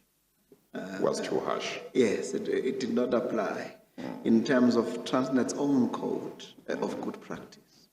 So those things had not been brought into bear. And I think, in fact, in the dying days of the actual trial, because it cost me quite a lot of money, I think I couldn't even go to the, what is it called, aggravation? Aggravation, yeah. I didn't have the resources. Yeah. You know, the mitigation on your side. That mitigation. Yeah. I had already paid 5 million rand plus from the High Court, because I paid money from the High Court. When I was being paid in 2011, it was a part refund of money that I'd already paid. So it was all of those things, those issues that we were dealing with. So okay, all of it was technical discussions that looked at the context of what had happened. There were people and instances and incidents within Transnet that were very similar. The Nkonki KPMG report came to the same conclusion, that there was no one at Transnet other than Gama that had ever been charged, disciplined, fired for something that could have been rectified inside the company if people were just being fair to one another and they followed their own processes to deal with it. Yes, it was like a Nuremberg trial. The way that it was. It might not be appropriate to refer to it like that. But it was. It was a disciplinary hearing that was chaired by a senior member of the Johannesburg Bar, and there were lawyers on all sides. The manner in which, Chair, that Transnet had done it, it was I withdraw that. Yeah, yeah. I don't want to be offensive to Yeah. him. Mr. Mybeck? Yes, thank you. Mr. Gama, I suppose just to end off on that, I've got 2 points. When you say, I asked you, and just coin the phrase, how did you take them to the cleaners? And ultimately what you've explained to the chairperson is that that happened because really of the unfairness of your dismissal, correct? Yes. But you still accepted a final written warning valid for 6 months. How does someone who admits misconduct, who accepts a sanction one below dismissal, how do they land up then? And I must ask you this, not as an accused person, not as an implicated person, but how do you then land up taking them to the cleaners? Taking who to the cleaner? In the settlement agreement, you got everything and more than you could have got. Effectively, he's saying, Mr. Gama, Well, you said you had such good skills. if the settlement agreement must be looked at as the outcome of negotiations, it looks like you walked all over Mkhwanazi and Transnet and just they gave you whatever you wanted. Take He me to your says, next negotiation, How Chair. did this happen? Take me to your next negotiation, Chair. It's your skills. Mr. Mybeck. But Mr. Gama, can you give us some insight into that? Because, again, you're here to assist us in this investigation. And I know it's difficult because you are also obviously an interested party in this. But it strikes one as strange. And I'll just ask you to comment on that. Was it just, do you chalk it down to your negotiation skills? Or do you say that flippantly? Yeah, no, there's nothing else to this, really. There's nothing else other than context. All right. There was a context to this. Mkhwanazi had arrived at the tail end of it. Yeah. It was well reported and recorded in the country. You see,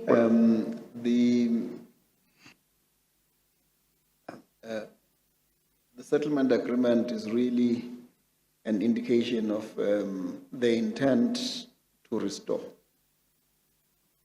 Yeah, no, I think you have indicated what, in your view. I don't think there was any other sinister thing on the part of Transnet, but yes, I negotiated hard. because I must just tell you, and just to give you insight, I mean, you might have seen or read the evidence of Mr. Mkhwanazi. I mean, I asked him whether he could have done, and perhaps it was a bit flippantly, whether he could have done a worse job. And I think it's a very difficult position for Transnet to defend.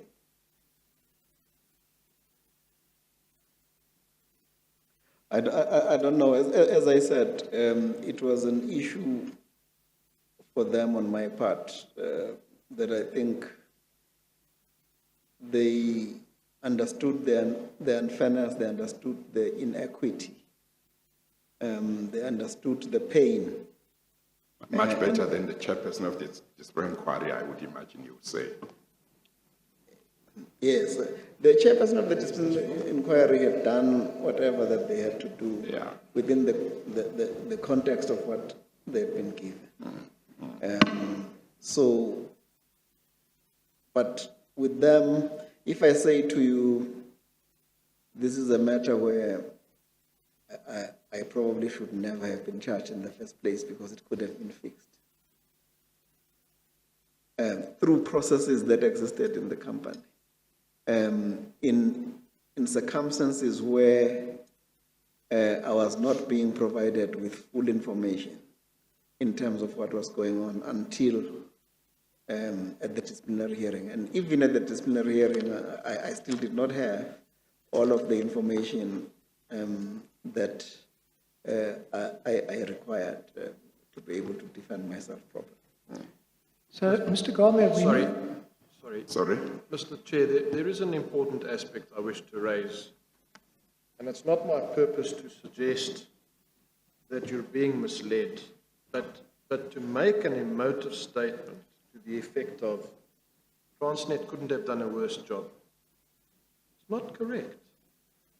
In fact, it's a document introduced by the legal team in their possession and within their knowledge when they sought the advice from the Nace Rates attorneys. I just want to, for the record, quote one caption which is contained in the penultimate paragraph of the advice and recommendation that they make once they were seized with a request to consider Mr. Gama's position. And this is what it says, and I quote, Mr. Gama is a highly experienced executive in the Transnet executive, and the company is still in need of his skills as it embarks on the anticipated growth path and contribution to the national fiscus and job creation.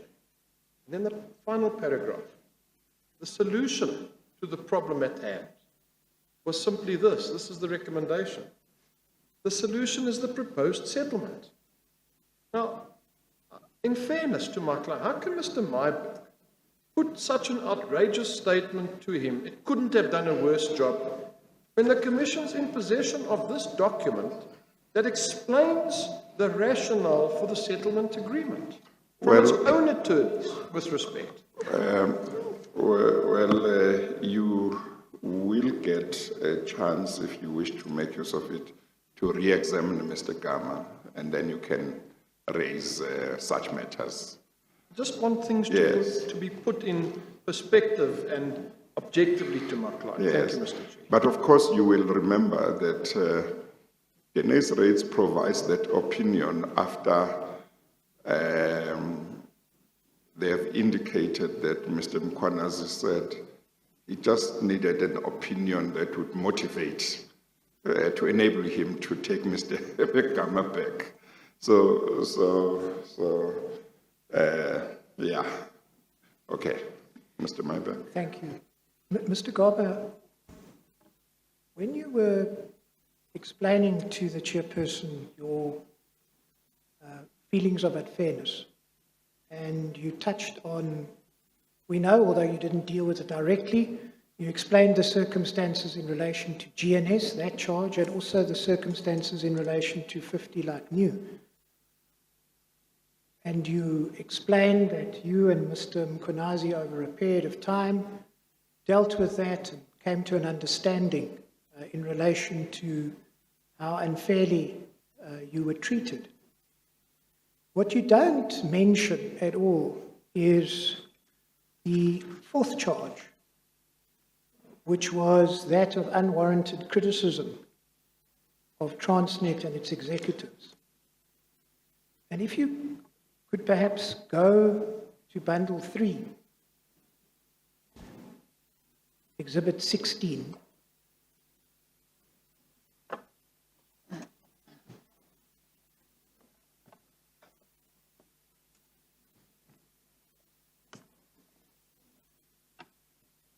If I could ask you please to turn up page 88.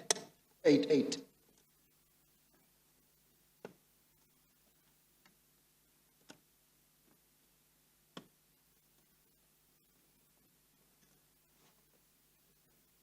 Now, this is part of what we've referred to, or I've referred to, as the Todd opinion. But what I want to do, just above paragraph 60, there's a paragraph which Mr. Todd quotes from the findings of the chairperson. Are you there?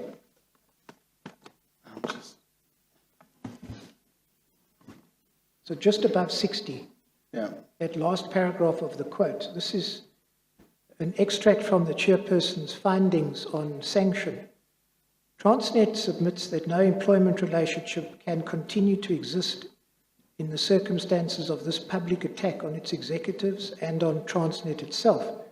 In short, Wells's evidence on this aspect set out above is overwhelming and uncontradicted. This charge goes to the heart of Transnet's loss of faith in Gama, and there can be no doubt that dismissal is the only appropriate penalty for Gama's conduct under this fourth charge. In other words, what the chairperson said is that you stood to be dismissed on that charge alone. And when you talk about the unfairness of your dismissal and you articulate it here, you make no mention at all of this. Yeah. No, thank you very much for reminding me. Chairperson,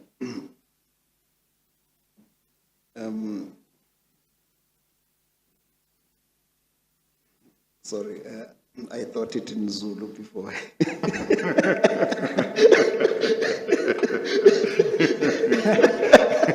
You are allowed to think in Zulu first and then translate, Mr. Gama. Yes. Well, I can tell you that. It was the grass that was suffering. It was the grass that was suffering when elephants.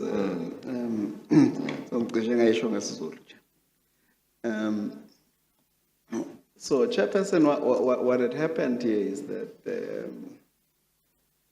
during the course of all of this, there had been certain utterances that had been made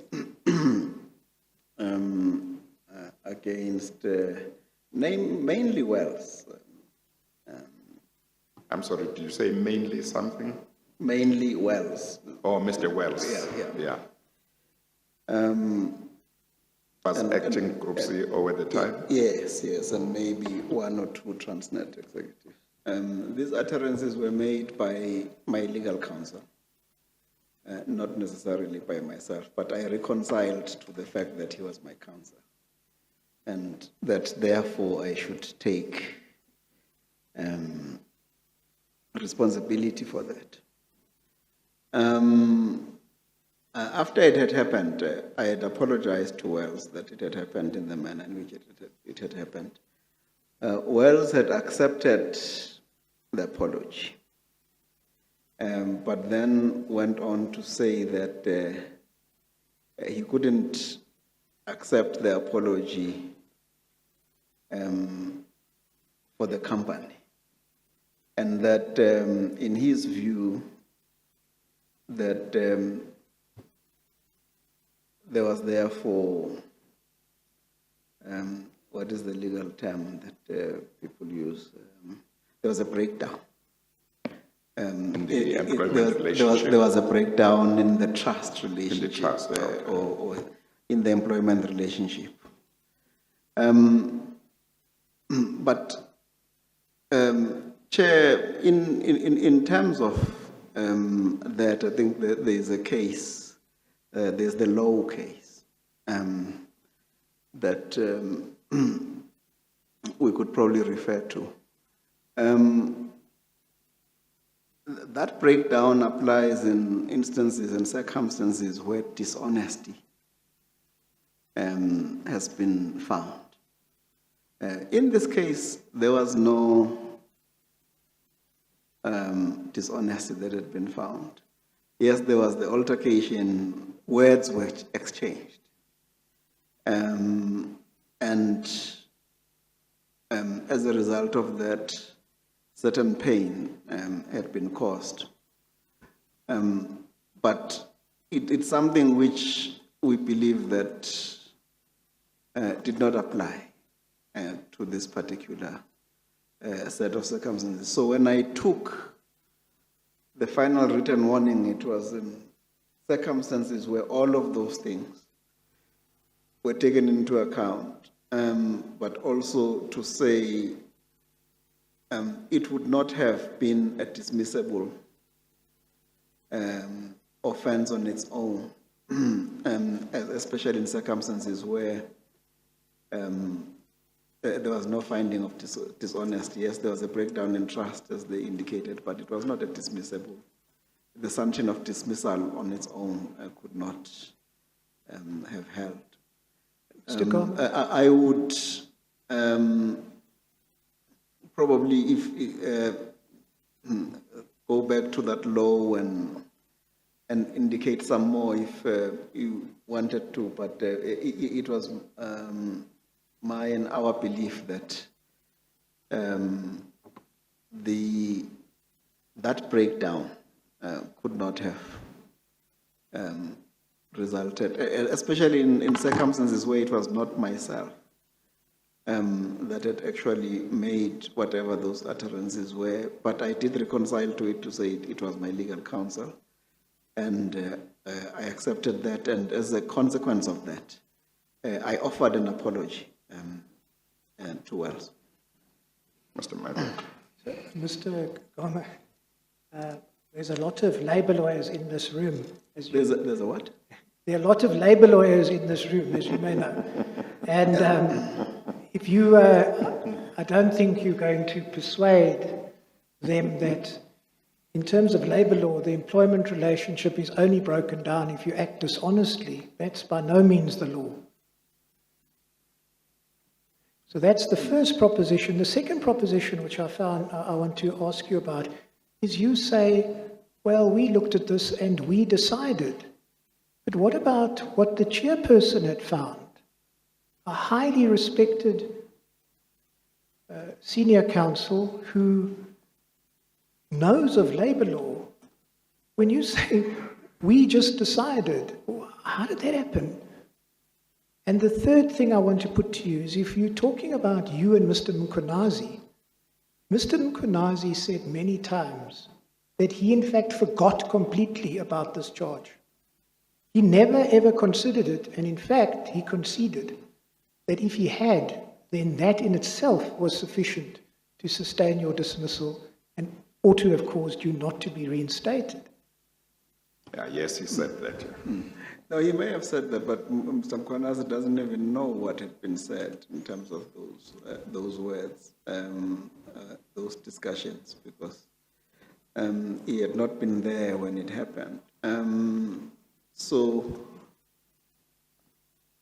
My sense, Chair, is that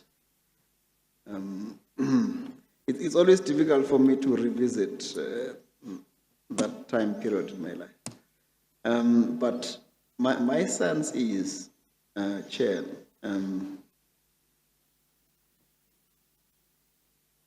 everything put together,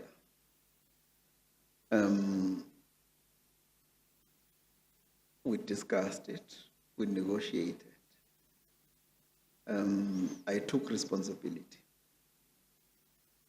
even for things that had not been said by me.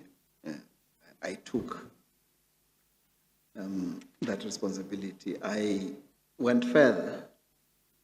I apologized to Wells for what had happened. Wells accepted the apology, but said he didn't want to accept it on behalf of the company.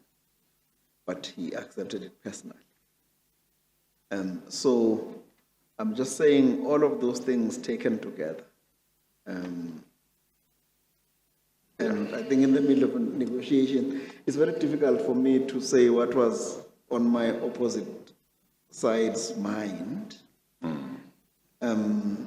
when they agreed, because I don't know, but I put context to them, and I think they were very receptive to the context that I had put to them. See, Mr. Gama, yes, I mean, well, the thing is the board also seemed to have forgotten about the fourth charge. Because, as you know, your reinstatement is agreed to fundamentally because of the procurement condonation issue. I mean, was there any talk at all of this fourth charge during these negotiations? Because Mr. Mkhwanazi said nothing about that. In fact, he said he forgot about it. Yeah, it's such a long time ago that in future, I'd like to take maybe minutes of the negotiations so that one can be able to refer to them. I don't have any minutes of the actual negotiations. I don't know whether we discussed that particular issue or not. Maybe. But I think everyone was alive to the fact that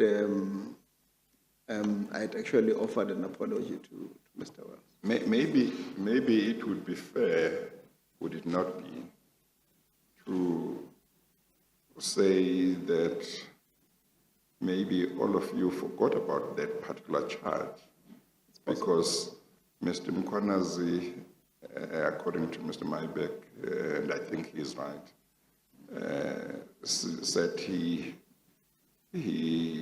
had forgotten about that charge, and if he had remembered it, that would have been enough to sustain the dismissal. Therefore, he would not have agreed to your reinstatement.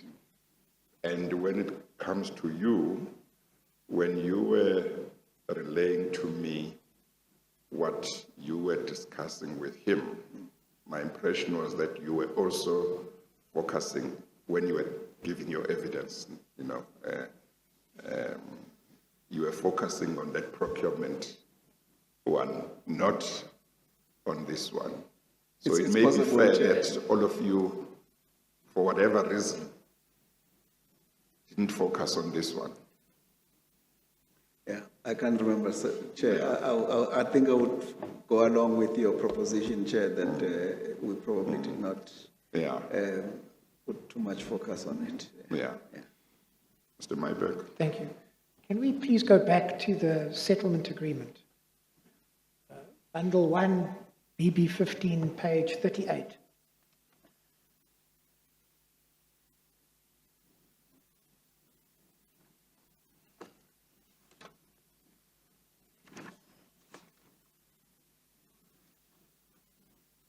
I see, Mr. Myberg, we Sorry, have BB? just gone past 4. Yes. Maybe we could take a short adjournment now and then resume later. Thank you, Chair. Shall we take a 10 minutes adjournment? So we'll resume at 4:15. We adjourn.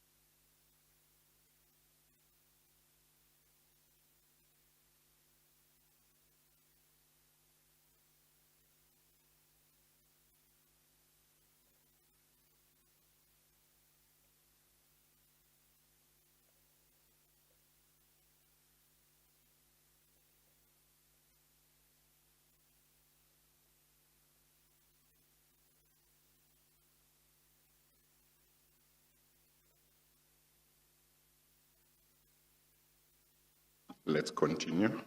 Thank you, Chairperson. Mr. Gama, Transnet Bundle 1, BB15, page 38, the settlement agreement. Are you there? Yes. I just want to take you, and I think this might be the last paragraph that I need to take you to in the settlement agreement. Paragraph 3.5. Transnet will make a contribution equivalent to 75% of Mr. Gama's taxed legal costs incurred during Mr. Gama's High Court application and in respect of his unfair dismissal dispute referred to the Transnet Bargaining Council. See that? Yes. Now, just so that we understand, I'd ask you to confirm that the reference to the High Court application, that was an application that you brought to stop your disciplinary hearing, Yes. which you lost with costs. Is that right? Painfully so, Mr. Mabek, yes. I'm sure when I count up the number of attorneys in senior counsel, I feel your pain. But I didn't take you to the judgment. We've seen it before. I think there were 2 sets of attorneys, or even more, and senior counsel. So, despite that, what was agreed is you would get 75% of your costs of those proceedings. Is that right? Yeah, that I would be refunded 75%, yes. And then you would be refunded as well in respect of your unfair dismissal dispute referred to the bargaining council. What did you understand that to mean? It was the disciplinary hearing. Why would it include the disciplinary hearing? Sorry? Why would it include the disciplinary hearing? It talks about an unfair dismissal dispute referred to the Transnet Bargaining Council. Because you have a disciplinary hearing, and then it leads to the dispute, the unfair dismissal dispute as well. So both of them, if the disciplinary hearing did not take place, there would not be an unfair dismissal dispute. But at the same So time, it was always our understanding, and the way that Transnet treated it, that all right. it's both the labor dispute and the High Court dispute. That is the most elegant way of describing it. I just want to put to you, I mean, firstly, you are in the company, I think, of Mr. Mpoma and Mr. Mkhonazi. Yes. But it is capable, I think, on a proper legal construction. For labor lawyers who are familiar with this, you get dismissed and then the dispute that is referred to the bargaining council is a separate thing. But I don't know if you want to comment any further. That you say is how you and others interpreted it. Fair enough. Yes, no, our interpretation is that it's the whole labor dispute. Yeah, I think that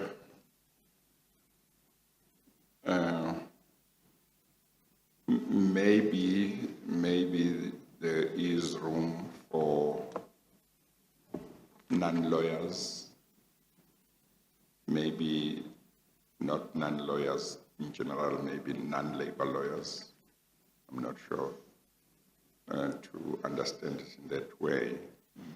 But I think the correct understanding would be that until you are dismissed, there is no unfair dismissal dispute.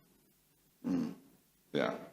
So when it talks, therefore, when the settlement agreement talks about your costs in respect of your unfair dismissal dispute referred to the bargaining council, it can only be talking about costs that you incurred after a dismissal dispute had arisen or had been referred to the bargaining council. Anything that happened before there was a dismissal dispute is not included. That I think is the correct understanding. But you may say you understood it in a certain way, together with whoever else. Yeah, I think all the parties who were negotiating, Chair, we understood it to be the labor dispute in its entirety. The way it's framed here is as you say it, but I think, as you say, when lay persons such as ourselves sometimes, but I certainly know what the intent was. The intent was to say the labor costs and the high court costs, yes. Well, I don't know about Mr. Langa, who was your attorney, but I understand, the attorneys who were representing Transnet, Yes. and Mr. Mkwanas and the board, to have a specialist labor law department, and Mr. Gule, who was in my law firm at some stage. I know him to be a labor lawyer. So, yeah. Okay. Yeah. Mr. Maybeck. It's a difficult one for us non-labor law people, but I know what the intent was, at least. But I think maybe the way that it could be framed may be slightly unfortunate. Now, Mr. Gama, you of course lost your High Court application fairly and squarely, and you didn't appeal. Why? I'm not sure whether you have a reasonable expectation that he will say fairly and squarely. Yes, well, I mean, you lost your High Court application, you didn't appeal. What on earth caused Transnet to agree to pay 75% of your costs in that failed High Court application? Now, Mr. Maybeck, before I go there, this is the other thing with the law. When you appeal, you go to the same judge who who blew you, and then he says, no, I don't, your chances of succeeding elsewhere are not there. I did appeal. I did appeal, but it was not upheld. Application for leave to appeal. Yes, yeah.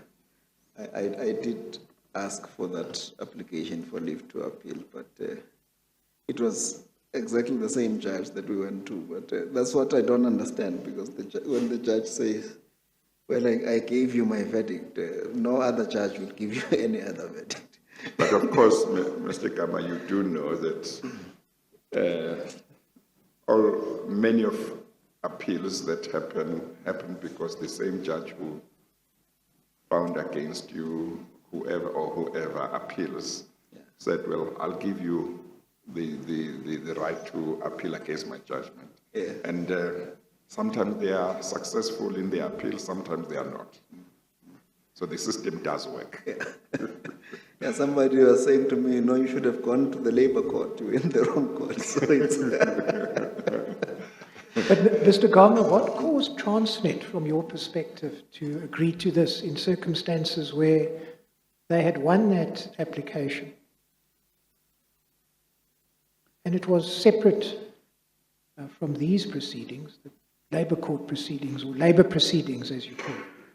Yeah, I think it came through from the fact that I was saying to them that if there was not this intention to charge me and discipline me in circumstances where I believed that there could have been very uncostly relief that could have been done inside the company itself without having to charge me and all of those things.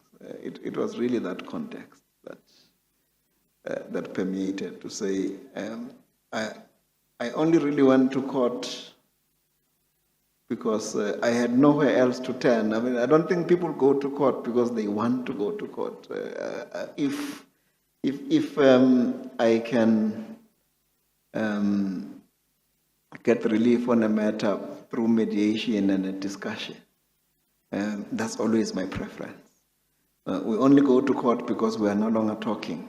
We are no longer having a fair basis on which we could meet. We don't have We don't even have an arbiter, so the court becomes the arbiter.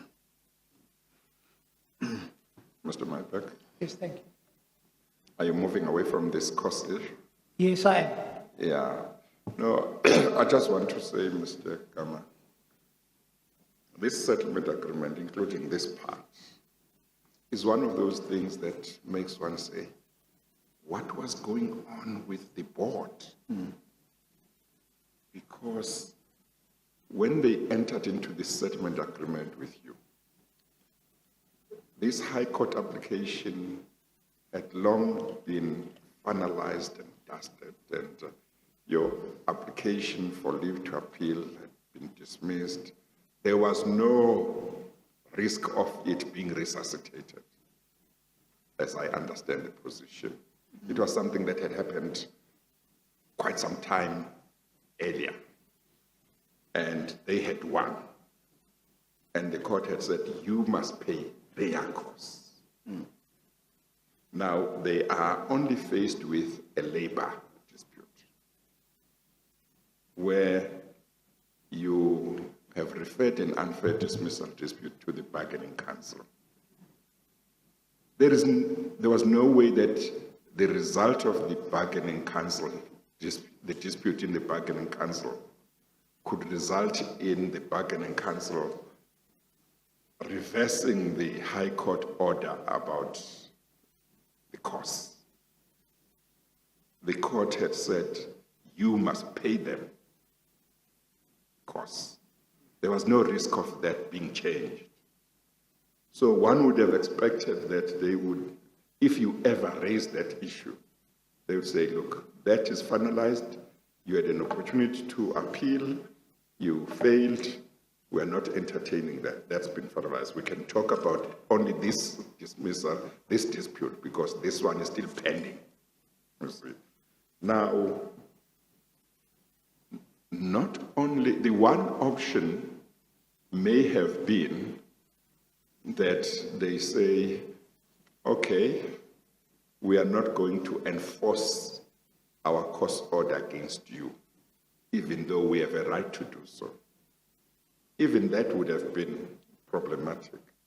But for them to say, even though you lost, Mr. Gama, even though the court you said you must pay us our legal costs, we are going to pay you 75% of your legal costs.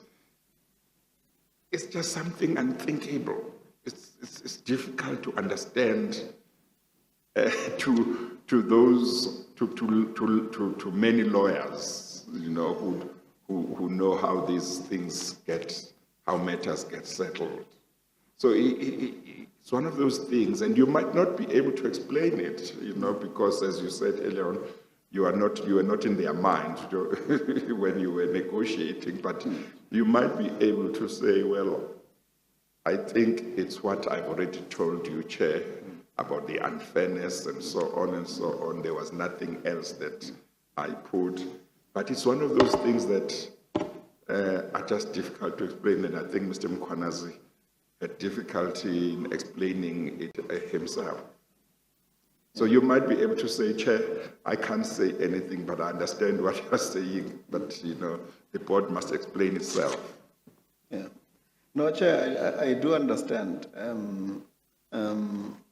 In fact, you've given me a lesson in terms of some of these costs, because some of it, we always read about these things, but we don't really understand how it works. Yes. You would know that in here there was cost of counsel and shares and whatever. I had already paid some of this to Transnet. So, because of the restoration, I don't know whether we call it restorative justice or if there's such a word, but in terms of the restoration, they were trying to meet me somewhere. They didn't meet me the full way, because also what I found, Chair, when people talk about text, legal bill, they're not talking about your bill. They take your bill and they reduce it. So, although I had paid about 5 million in legal costs, in which 75% would have been 4 million, I think I only got 2 million back. Okay, all right. Well, part of why I'm putting this to you is to enable you to see that this is one of those features that of this settlement agreement that make one ask the question: was there something else other than the merits of the matter that was influencing the board to settle the matter on the terms on which it is settled? Why were they going out of their way to do something that's not usually done? That's the kind of thing. Yeah. Well, to me, I think Mkhwanazi was quite eager that we go and we fix the business. And I think he was repaid within 6 months. Because that business went to the moon. It made a lot of money. But I'm tempted to think that even if they didn't offer to pay you 75% of your legal costs in the High Court matter, if they offered you reinstatement, you would have come back. You wouldn't have said, They because offered me reinstatement in circumstances where I thought I would get much more compensation. It's me who asked for the cost. to be met halfway on the. Yeah. I was on a limb. I was planting tomatoes, and I wasn't making enough money to pay my legal costs from the tomatoes. Yeah. Well, I must just say to you something I wanted to say earlier on. You said that you had demanded a very high amount of compensation from them. You didn't want reinstatement. It was Mr. Mkhwanazi who made you change your mind and accept that maybe you should be reinstated. You didn't tell me how much you had demanded, and you may not need to mention it, but I can tell you that it's generally accepted in these types of disputes that the bargaining council would not have had power in this type of case to award you more than 12 months or compensation equal to 12 months remuneration. If you made a case of victimization or being dismissed because of race and so on, the highest it might have done is to go to 24 months. So I'm just mentioning that because Mr. Mkhwanazi, if you demanded quite a big amount, he should have sought legal advice and should have known that at the bargaining council you couldn't get beyond a certain amount. Yes. Okay, all right. Mr. Maibach? Yes, thank you. Just to add to what the chairperson said about costs, I just want to point out as well that a bargaining council arbitrator would never have been able to award you your costs of your disciplinary hearing. You have no such power. So that's why you got a deal that's so much better than what the best outcome would have been for you at the bargaining council. You want to comment on that? Yeah, well, I mean, there was loss of office, there was all kinds of things. I'm well aware of some of those things probably now, as Chairperson has indicated, and as you indicate, the 12 months, 24 months type of. But I'd asked for a certain amount based on my youth and the number of years ahead of me and the manner and way in which it had been done. Perhaps just one last point as well, is that in a bargaining council arbitration where an employee admits guilt and is prepared to accept a final written warning or is given one, very seldom would that person be reinstated without any loss of benefits at all.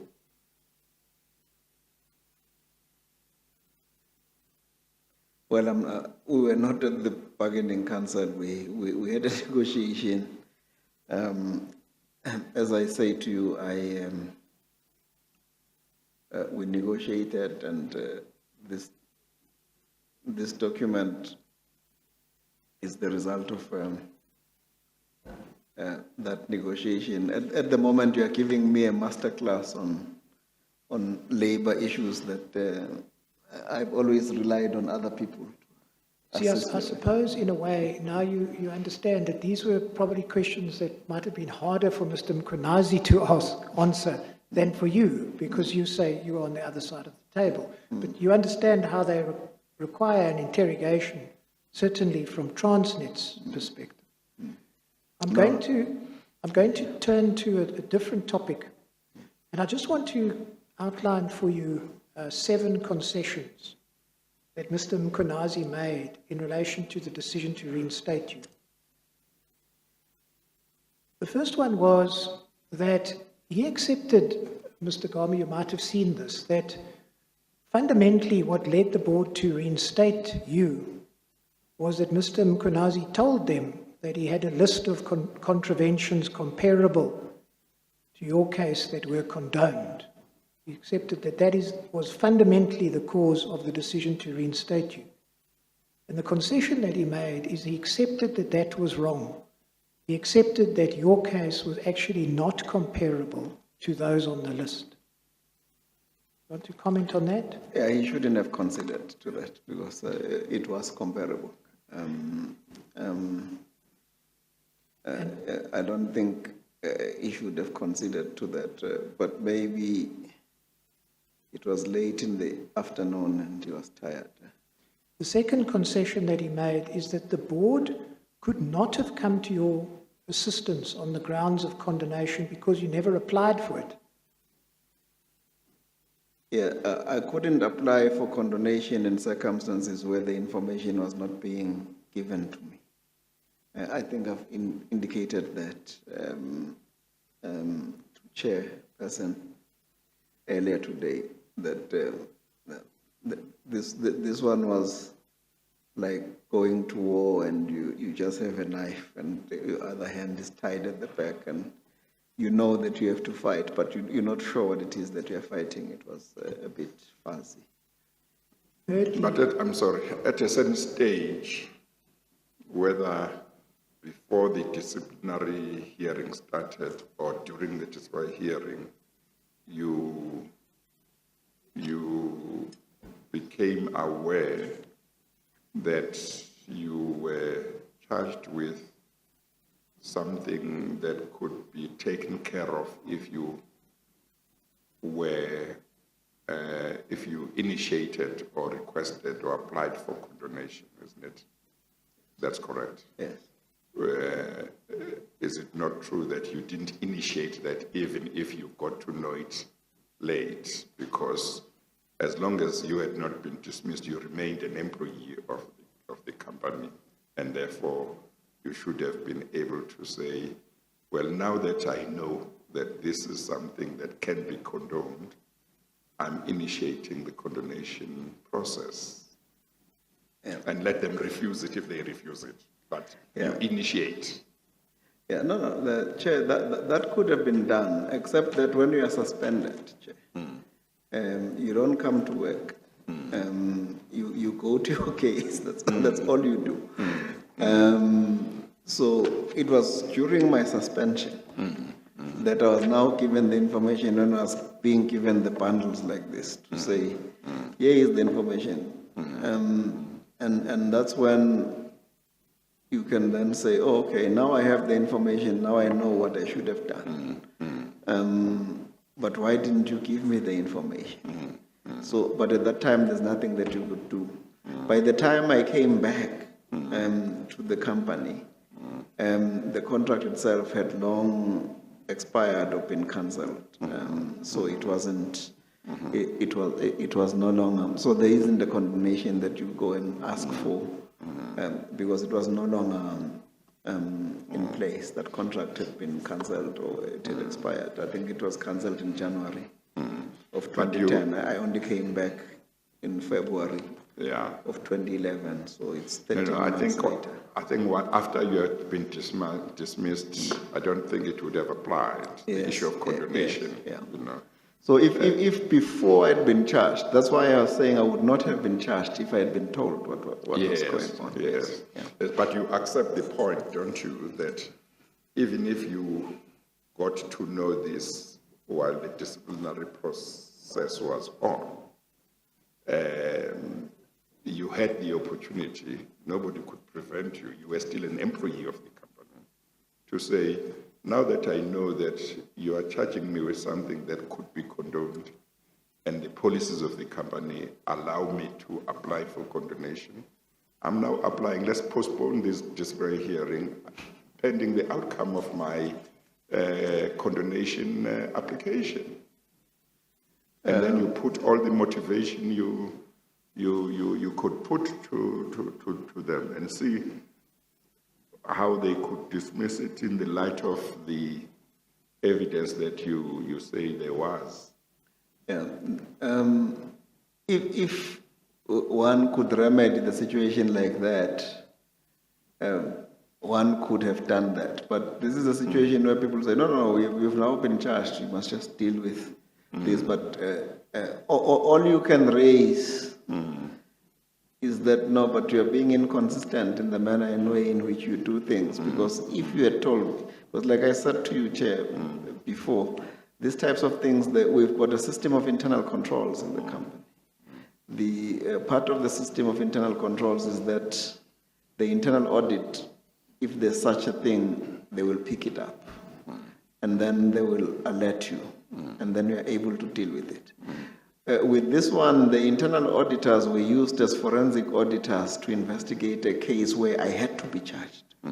It was not a matter, it was not the normal managerial and management thing. And so they were not sharing with me because they were dealing with this thing in a particular way. Because, as I say, my charges were in mysterious circumstances. Mr. Maibek? Yes, thank you. And the third concession made by Mr. Mkhwanazi that seems to me may be of some importance is that the board had failed to consider the fourth charge, which was deserving of dismissal in itself. I think we've already dealt with that. Yes. The fourth concession is he said that condonation could never be granted, never have been granted in relation to the 50 locomotive charge. So it wasn't something that could be condoned. No, it could be condoned. Condonations apply in 4 different circumstances.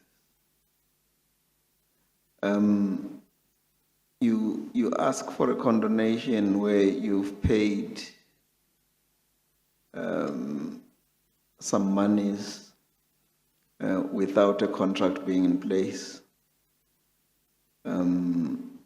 You ask for a condonation where you went into a confinement when you shouldn't have.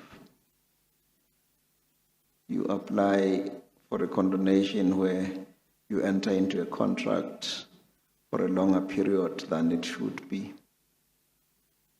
And you apply for a condonation where I think it's called management oversight, where there's been management oversight. Of course, you could apply for a condonation. It was an oversight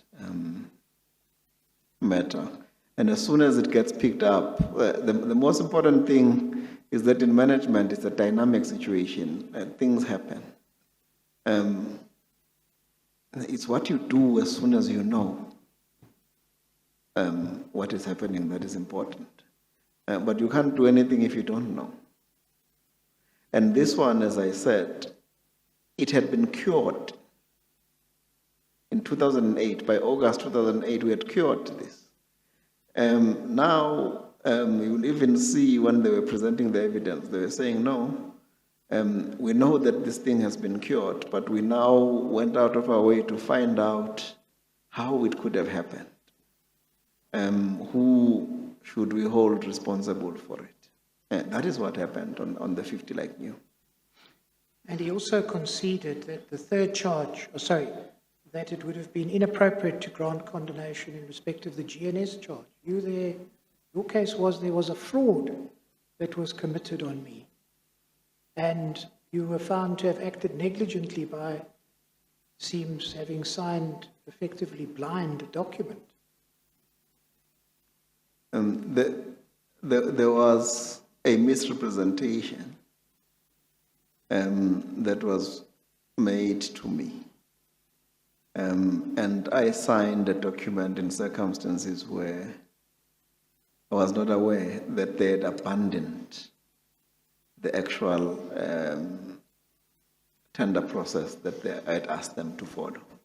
And they moved it into confinement. I then said, when I found out what the issues were, that indeed it was some kind of scam that the employees and the GNS people had done, and that it should have been dealt with much differently. But it was not a fraud that was perpetuated by me. It was a fraud that I wanted to pursue that was perpetuated by about 6 or 7 employees, in fact. And I know that eventually they disciplined only 2 employees, but there were many people in that chain. In terms of our own internal controls again, who should have picked this up to say no, we asked to go out on tender. Now they say no, somebody at the group level stopped the tender process. But they never came back to us at the division to say, group has stopped the tender process, what do we do? But of course you accept, do you not, criticism that you were wrong to sign such an important document without reading it? Yes. You accept that? Yeah. Okay. Mr. Maybeck? And then the 6th concession was that, and I think we accept this between us, that the third charge, of course, had nothing to do with procurement at all. Yes. I think it's actually the 4th charge, but you know which one we're speaking about. Yeah, it used to be the 4th charge, but the 3rd charge had fallen away, so it became the 3rd charge. And then ultimately, what Mr. Mkhwanazi conceded is that the board's decision to reinstate you was indefensible, and that in hindsight, you ought not to have been.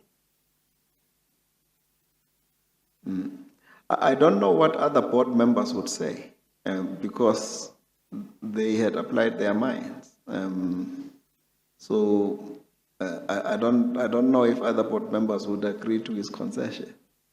I don't know if you've canvassed the views of other board members, because he didn't make the decision on his own.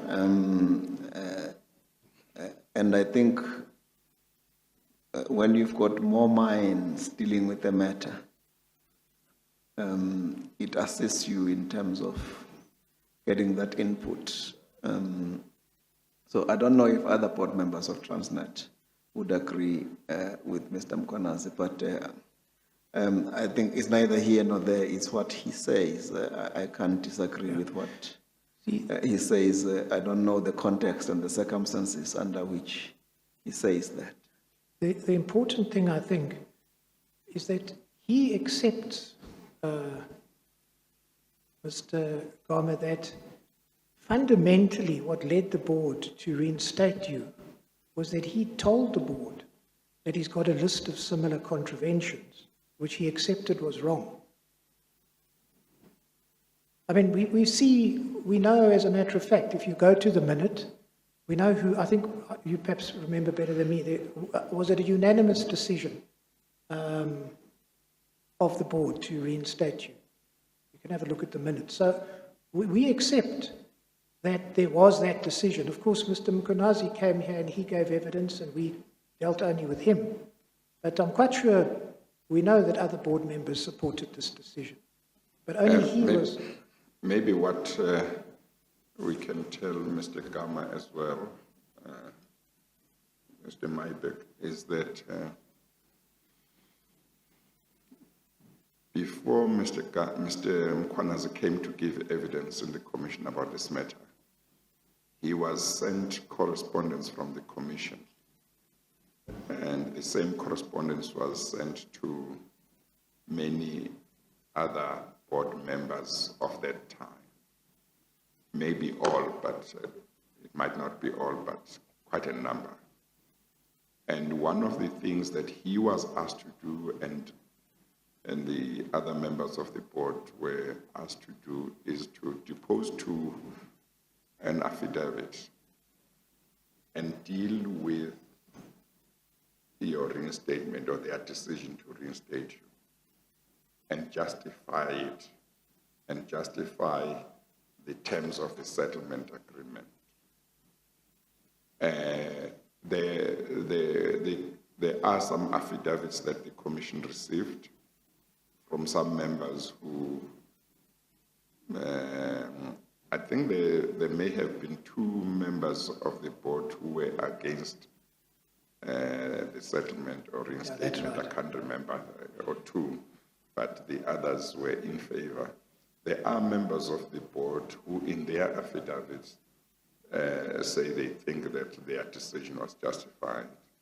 But I don't know whether after they would have listened to or watched Mr. Mkhwanazi being questioned on these matters and hearing his answers, I don't know how many of them might say, look, in the light of this, particularly because he was the one who was negotiating with you, maybe they might change their mind, but there might be some who would not change their mind. But I just want to say, we do have affidavits, and if they have never been sent to you, if you would like to see affidavits from them, that can be arranged and you can get them, where they seek to indicate their reasons. But I think largely the reasons seem to be the same. Yeah. Their reasons. But no other board member has come to testify other than Mr. Mkhwanazi. And we don't know what how they would deal with the questions that were put to Mr. Mkhwanazi. Yeah. Okay, Mr. Maibek. Noted. Yeah, I think that was the last concession that I wanted to put to you in relation to the decision to reinstate. Then, in relation to the terms of the settlement agreement, these are the concessions that Mr. Mkhwanazi made. He said that you should not have got, and this is on the assumption that you were then to be reinstated, he said you should not have got full back pay, as if you were innocent of everything. You want to comment on that? Well, I don't know. I mean, if he says I should not have gotten full back pay, that is what reinstatement is about. But if maybe he wanted to penalize me somehow, he should have done so at the negotiation. I don't think, maybe he tried, I don't know. I can't remember all of these aspects of the... Well, he was questioned with regard to this issue within this context, namely that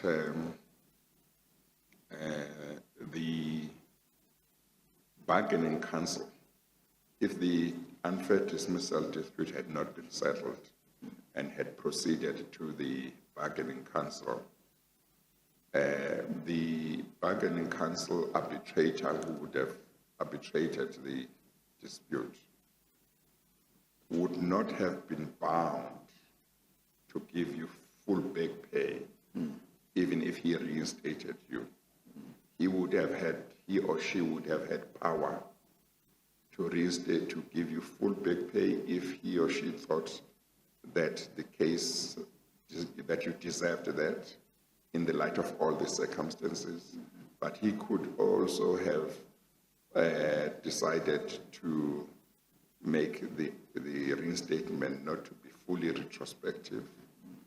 And he could also have said, well, in the light of the fact that the applicant accepts that he was properly found guilty of 3 charges, serious charges, I'm not going to reinstate him with any back pay.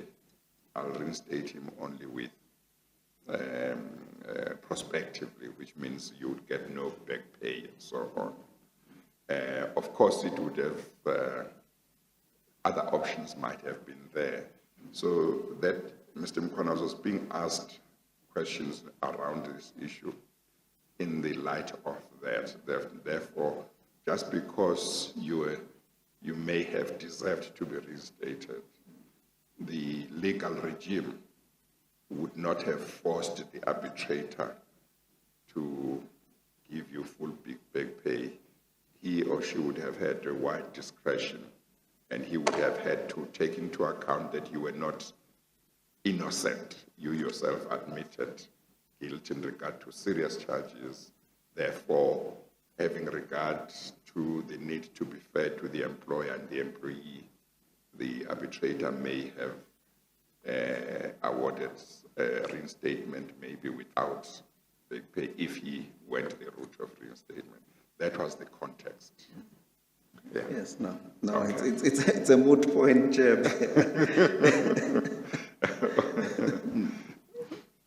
Mr. Mayberg. Thank you, Mr. Gama. Then he also conceded that Transnet should not have undertaken to pay your High Court costs. I think we've already addressed that. And that you should similarly not have been paid your costs in the labour matter. This in circumstances where you had admitted guilt on 3 acts of misconduct. Yeah, well, it was the outcome of the negotiation. I mean, he considered a lot, but we negotiated this, so I'm not sure where we are, where that puts us. But Well, he may have considered a lot in the negotiations too. then we started a new negotiation with the commission. Yes. Mr. Gama, in fact, if my reading of the transcript is correct, Mr. Mkhwanazi went so far as to state that he would not be opposed to the chairman recommending to the president in his report that steps should be taken to recover the cost of settlement from members of the board. I mean, that's how He felt. extensive his concessions were ultimately. Yes, yes. Which is why I think it's important to canvass the views of the board, because I don't have context to all of the concessions. Then, and I think this highlights that you're not the implicated party here. Because it was in light of all of these concessions in relation to reinstatement, concessions in relation to the settlement agreement. Effectively, he concedes that the decision to reinstate was indefensible. Effectively, he concedes that the decision to grant you all those benefits under the settlement agreement was indefensible. The question that was then canvassed with him is, well, what made you do this? And he was asked by the chairperson, in the light of the concessions that he made, how do you settle? How do you reinstate him? How do you give him back pay? Of course, and I read from page 242 of day 285. Of course, how do you even undertake to pay his legal fees? It's just something that is so difficult to understand. Except if one says that there was some other agenda that the board was pursuing in wanting to get Mr. Gama back. It was not a question of there's some unfairness in the dismissal. It was not just a question of are we likely to lose this case at arbitration. It was other considerations can you understand why I'm saying that? And Mr. Mkonazi said, I understand what you are saying, Chair. Chairperson says, can you fault it? He says, I cannot fault it, Chair. So just to make the point that he said that in the light of the concessions that he made. I understand entirely that you don't agree with them, but he himself accepted in this hearing that when you look at this, and it's placed under the microscope from his perspective as the chairperson of the board and also the person who negotiated with you, it warrants consideration, careful consideration, as to whether there wasn't perhaps something else at play. Well, I don't know. I mean, he was negotiating. So, did you say there was something else at play? Well, I put the proposition to you. He says, chairperson asked him, can you fault it? He said, I cannot fault it. And fundamentally what was put to him is, except if one says there's some other agenda that the board was pursuing in wanting to reinstate Mr. Gama. So in other words, what I was putting to him is, one hoped that as chairperson of the board at the time and having been involved in the negotiations, he would be able to explain these things and make us understand that there was nothing wrong with the settlement agreement. The terms that appeared very strange, there was full justification for them to be included in the settlement agreement. But after he had given evidence and made all these concessions, certainly I was still left with the question, why did you agree to settle the matter on these terms? Because he was not able to explain them properly himself.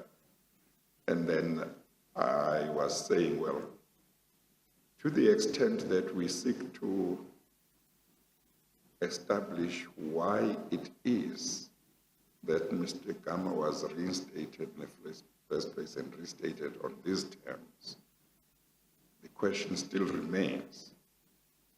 Was it because of the merits of his case, or was it because of something else that maybe we have not been told? That basically was the context of the question.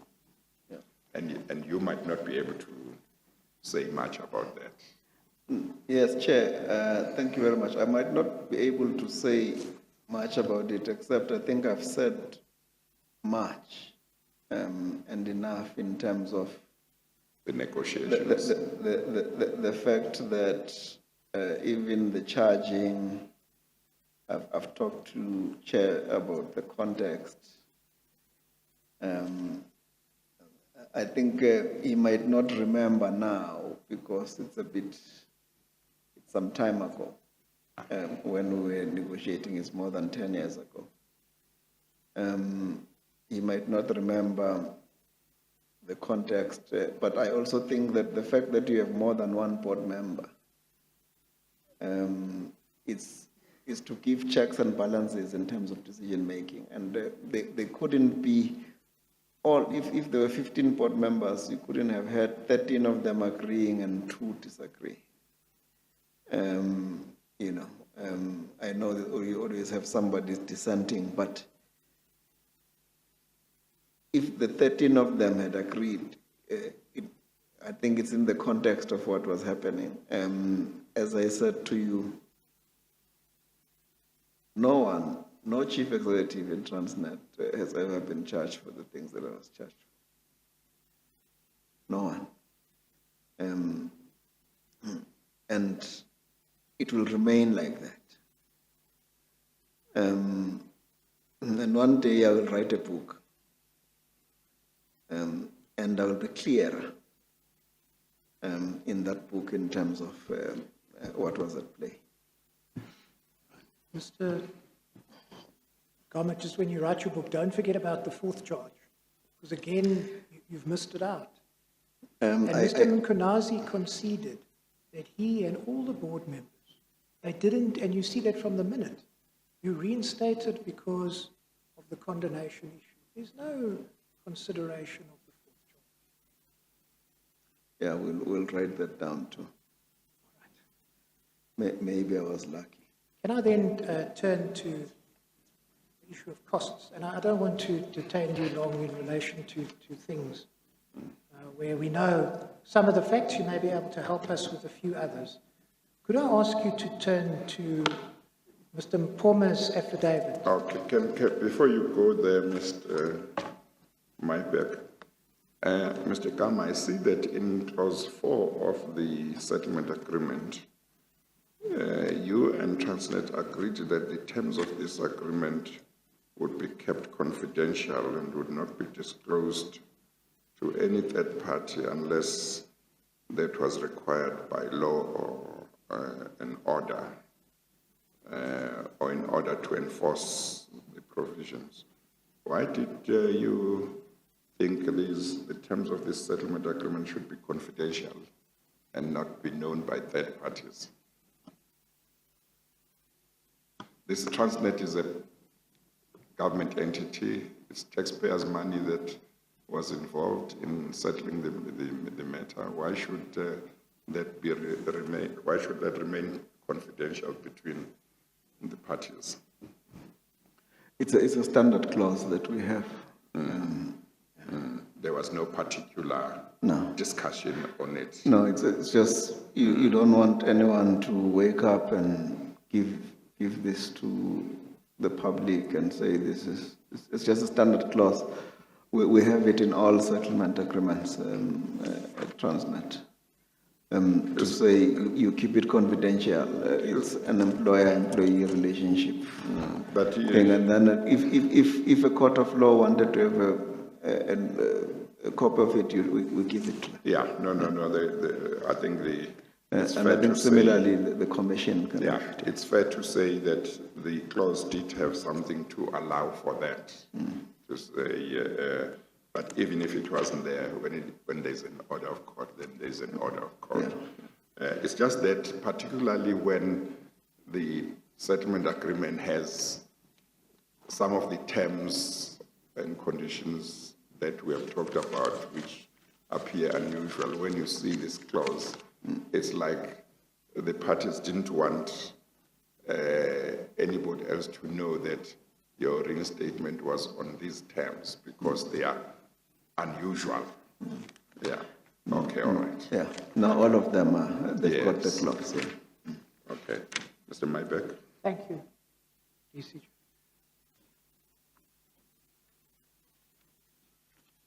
Could I ask you please to go to Mr. Mpoma's affidavit, where he summarizes the Which page are we?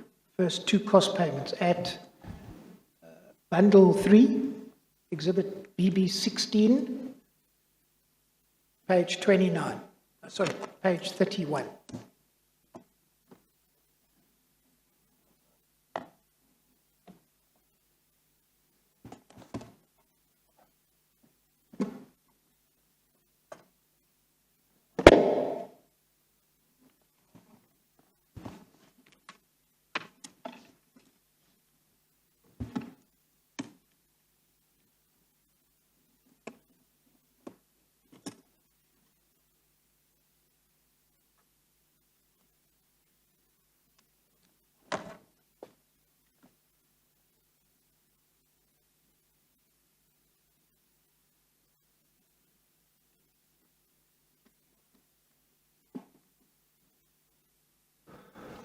Yes, I found it. Do you have it, Mr. Gama? Page 31, yes. So can I just say, if at any time you feel you want to refer to your affidavit that you put up, you're more than welcome to ask me and I'll direct you to it. All right. So what Mr. Mapoma says at paragraph 12 is two payments were made to Lange attorneys while I was at Transnet. Firstly, they were paid $1,016,000 on 28 March 2011, being 75% of the tax costs incurred by Transnet, with Bowman, Gilfillan and Eversheds in the High Court litigation. Secondly, they were paid $1,720,000 on 9 June, being 75% of the tax costs by a private tax consultant incurred by Mr. Gama in the High Court litigation, his disciplinary inquiry, and his referral to the Bargaining Council. Now, can we just deal with the first payment? Do you know anything about this, how you came to be paid 75%, not of your costs in the High Court, but 75% of the costs incurred by Transnet with two different sets of attorneys in the High Court? I'm not sure I follow the question. Okay.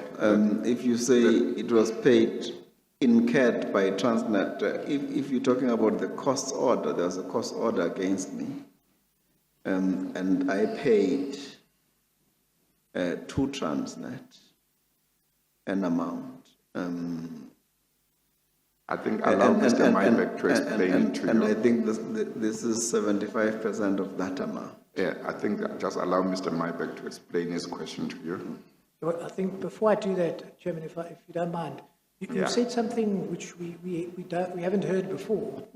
I'm not suggesting you are acting improperly in any way. It's just in our investigation, it hasn't come out that you ever paid something, and that's why this is such a valuable process. Are you saying that you had actually met the costs order in the High Court judgment, and you are now being reimbursed for that? Yes. All right. Yeah, Then, he also mentioned that a little earlier this afternoon. yes, I made a note of wanting to come back to that. Could you just explain that to us? I mean, do you have records and the like? Because, Mr. Gama, it's something obviously if we can get to the bottom of, then our investigation has come to an end. Is that what happened here? Yes, that's what happened. In fact, I tried to go to the bank so that I could get this. But the bank say they only keep this information up to 10 years. So when I asked for this information, I think it was in November 2020, and so they say they could only give me up to my bank statement up to November 2010. These high court costs were incurred between September 2009 and before I was dismissed, probably around April. And during that time, I paid because Transnet was sending me a sheriff. So I paid through the bank, but unfortunately, I don't have those records. I don't know if the bank just said to me, look, we can only go back 10 years. They've shown me up to the 10 years, but this was more than 10 years ago. It happened, in fact, I know that the payment took place in December of 2009, when I paid this to Transnet. They actually did an order into my bank, and I paid at that time. So I was looking for those bank statements so that I could show, but I paid that cost order, the Eversheds cost order, plus some, what was it, they had senior counsel and all of that. That was, Eversheds and Bowman's, because there were two separate firms. yeah. And do I understand correctly from what you say? If you look at Bowman's was still saying that I still owed them some money at some point in 2011, I think. Yes, yes.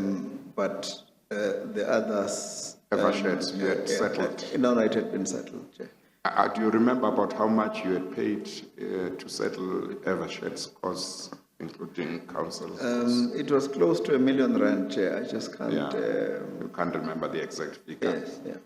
And had you paid Bowman Gilfillan anything? Because we know, just so that, in fairness to you, let me just tell you the chronology. Mr. Todd early on says that Mr. Mkunazi had instructed him to hold off on the execution, I think, of the cost order. They were on the point of doing that. That would have been in early 2011. I can take you to the affidavit. So did you? Yeah, I've seen that. I'm aware of that. Did you ever settle the Bowman's bill? I guess it would have been settled at the time when I was refunded. Yes, but did you ever pay anything? As you say, you paid Eversheds. Did you ever pay anything to Bowman Gilfillan?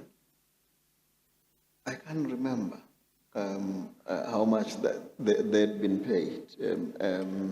My sense is probably that there must have been a shortfall, and they were now, I think there was 400,000 rand that they were pursuing at some point. Is that at the time when at the time when we were doing the settlement. Yes. Yes, but you say as far as Bowmans were concerned, you don't remember having made any payment to them, or you say, it's Eversheds that you remember that you made payment. So nothing to Bowman's? I don't know. I don't remember. The bank can't give me, and it was always good those times. There were still checks. You could see the check on your statement. But no. So, Mr. Gama, just that we can perhaps follow this up further. The R1 million odd payment that you made, did you make that physically to Eversheds attorneys? You didn't make it to Transnet? It went to Transnet, and then Transnet paid them. Okay, because that is something that I've asked Transnet to look at, and they've hunted high and low, and they can't find. Yeah, they must look from the 1st of December, Right. 2009 to the 31st of December 2009. They'll find it. And it would have come from you, not from Langa attorneys. No, they got it from my account. All right, we'll have a look at that. And then you're aware of the third cost payment? Sorry? That you see at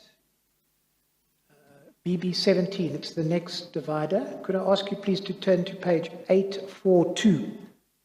Still in bundle 3, the same one you have there. Turn to 842.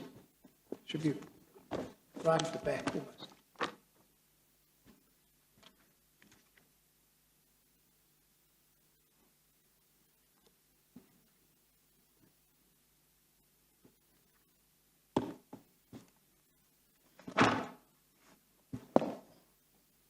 Now, this is the affidavit of Mr. Todd at 842. You see deals with the first payment at paragraph, sorry, I'll let you get there.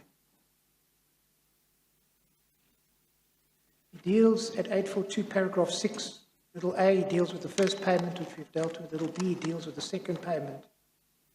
And then, that's just to fast forward this. If you go to page 844, so those first two payments were made in 2011.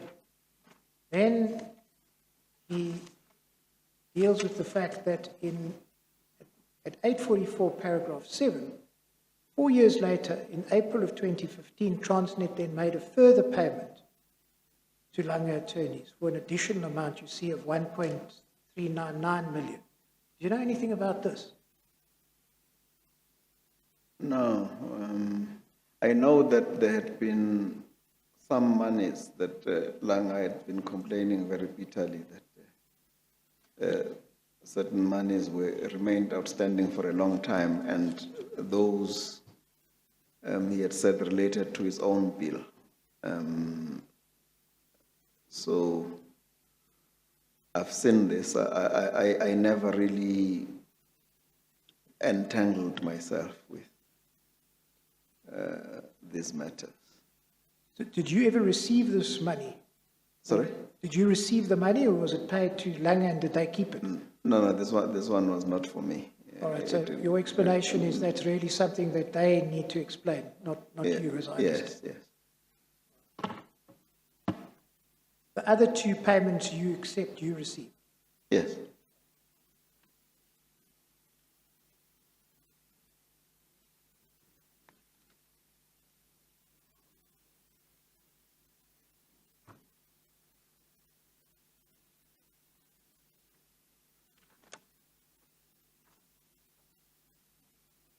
Can I just take you, whilst we're there, to page 854 of Bundle 3, so it's just a few pages on.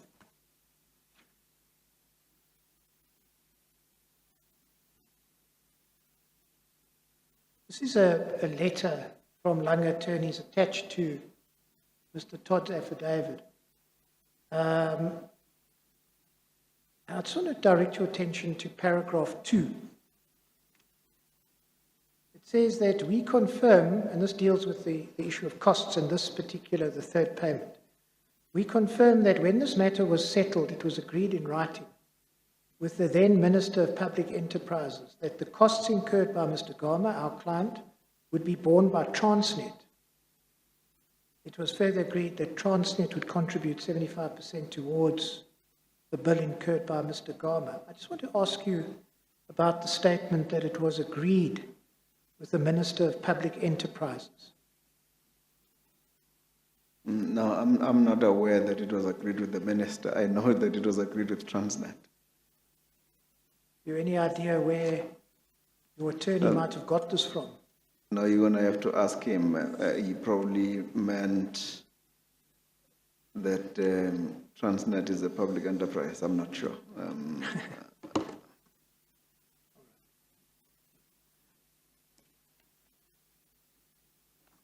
You're going to have to ask him. Well, I see that he says it was agreed in writing with the Minister of Public Enterprises. So there must be a document somewhere Yes, there must be. reflecting that agreement involving the Minister of Public Enterprises. So, Mr. Gama, what then happens? You reinstated in February of 2011, and 4 years later or so you become the Group Chief Executive, correct? Acting. Acting. And a year after that, April to April,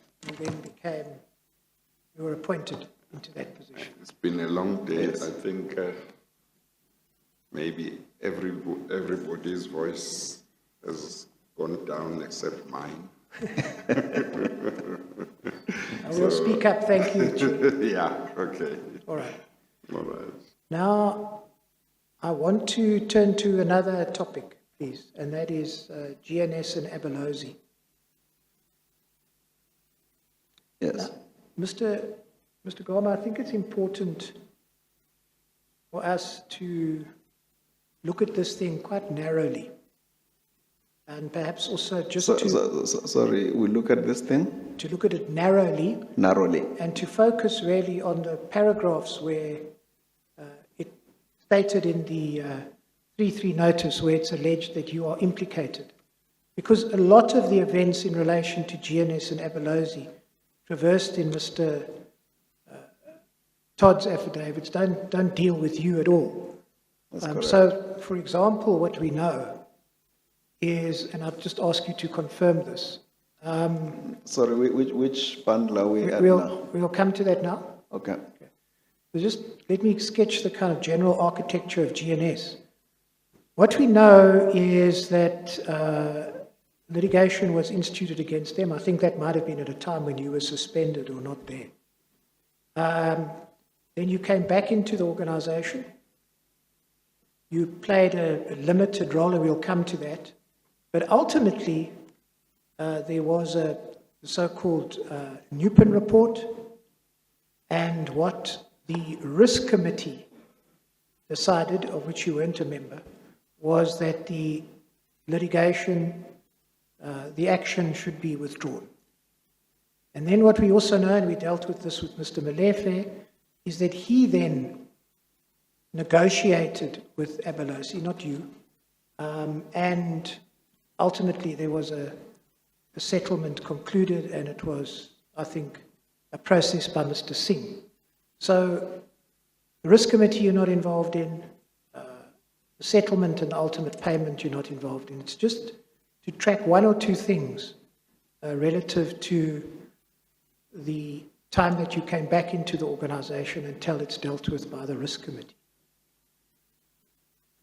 So could I take you then to Mr. Todd's affidavit.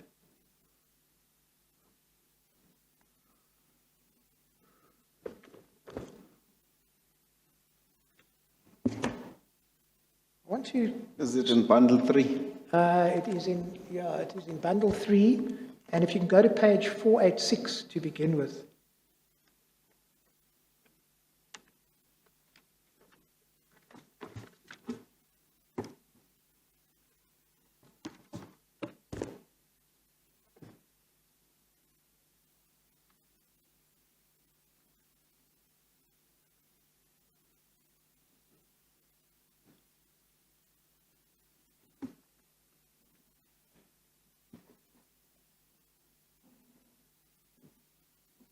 In fact, if I could ask you to turn forward, you know, he gave more than one affidavit dealing with this. Could you? Just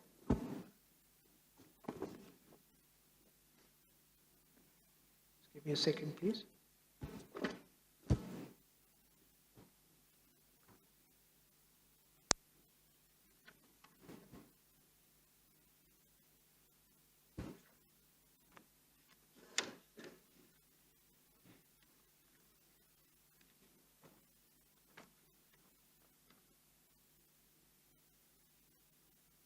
Yes.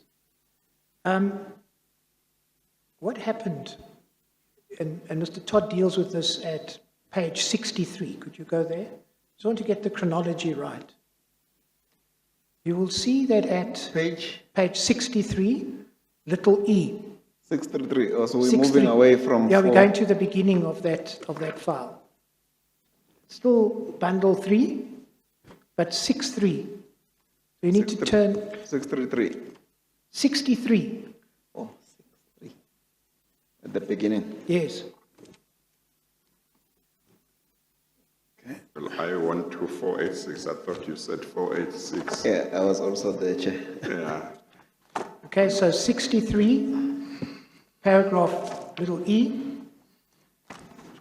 He says that Transnet terminated the contract with GNS and later issued summons to recover 95.5 million that it had paid to GNS. And he attaches the summons as Annexure 8, and that you find, perhaps I could ask you to go there, at page 142. And you'll see that that summons was issued on the 27th of October 2010. 146, 144. 142, Yes. you'll see that it was issued on the 27th of October 2010. Do you see that? Yes. Now, as I understand, you were suspended at that time. Yes. So you didn't have anything to do with this, presumably. You then, we know, reinstated in 2011. Yes. Now, if I could take you, please, to Mr. Todd's affidavit on GNS and to the two paragraphs where you are implicated. And that's paragraph 39 and 47. Which affidavit? ma'am? Paragraph 39, you find at page 497. 497.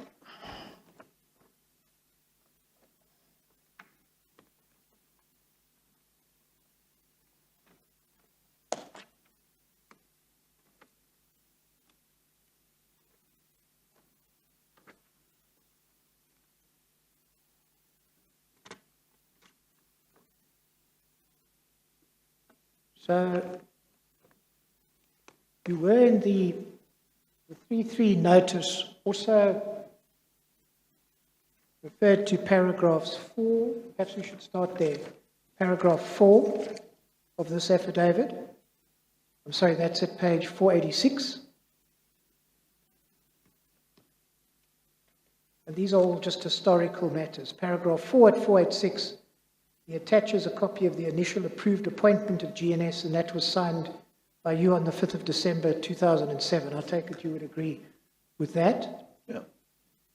And then in paragraph 5, he says, Mr. Gama's approval of this appointment on confinement was one of the matters that led to the disciplinary proceedings.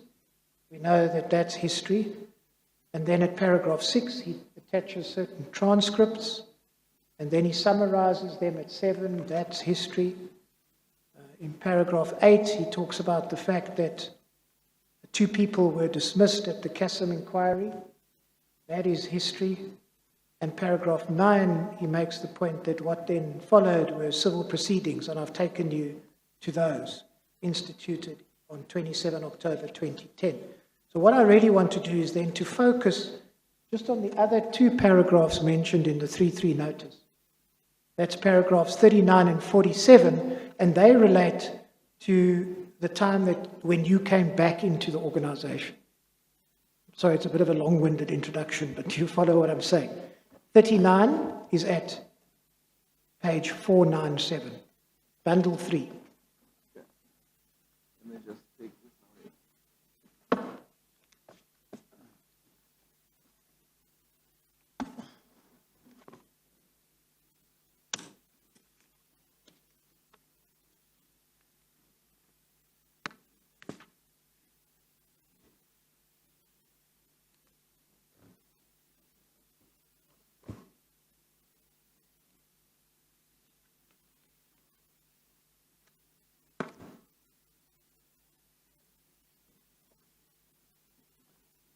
Yes. All right, thank you, Mr. Gama. So paragraph 39, 497. This is a time now you're back in the organization on 14 January 2013. Mr. Caesar Matetwa, General Manager, Rail Network for Transnet Freight Rail, addressed a memorandum to Ms. I'm not sure how you pronounce that, Chairperson. You will give me an elocution lesson, I'm sure. Ms. Mbandala. Are you looking at Ms. Mabandla? Mabandla. Yeah. At Second 30 line. Yes, the second line, Mabandla. Mabandla. So on 14 January, Matetwa addresses a memorandum to Mabandla and it copies you as the chief executive. A copy of that memorandum is attached, marked W. All right? Can we just have a look at that? You find that at 678, the memorandum. And on the face of it, the memorandum is from Mr. Matetwa. It's to Ms. Mabanda, and it is copied to you. Is that correct? Yes. Then Mr. Todd says at paragraph 39, I point out that Mr. Matetwa had been the final approver of the second extension of the scope of services provided by GNS referred to earlier. Do you accept that is so?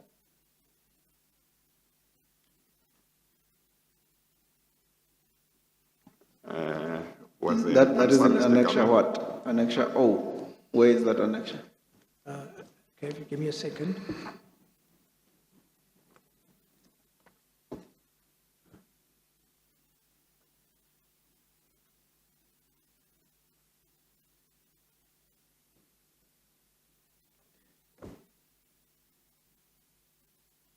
Let me come back to that. I'll ask my junior to look for it. But do you have any particular difficulty with that statement? No, I don't. And this was for the appointment of train crew monitors and rapid response. And then what Mr. Todd seeks to do in little a, b, and c is to summarize what the memorandum says. Do you see that? He says, A, the purpose of the memorandum. B, it deals with in the memorandum. And then C, I point out that the memorandum. Do you see that? Yes. So the only reason that you've given a 3.3 notice here in relation to this paragraph is really simply because you were copied on this memorandum. And you accept you were. Is that right? Yes. Okay, let's then go to the only other paragraph that you were referred to, and that's paragraph 47. Now, here things might have got mixed up 47, in a memorandum dated 8 October 2013, signed by Mr. Gama, says on 22 October 2010, I think that should be 13, we'll come to the memo. Mr. Gama sought approval from Mr. Molefe for TFR to present its response to the Transnet Group Risk Committee to questions raised by the committee in respect of GNS/Abelozi. A copy of the memorandum is attached marked CC. Now that you find at page 705.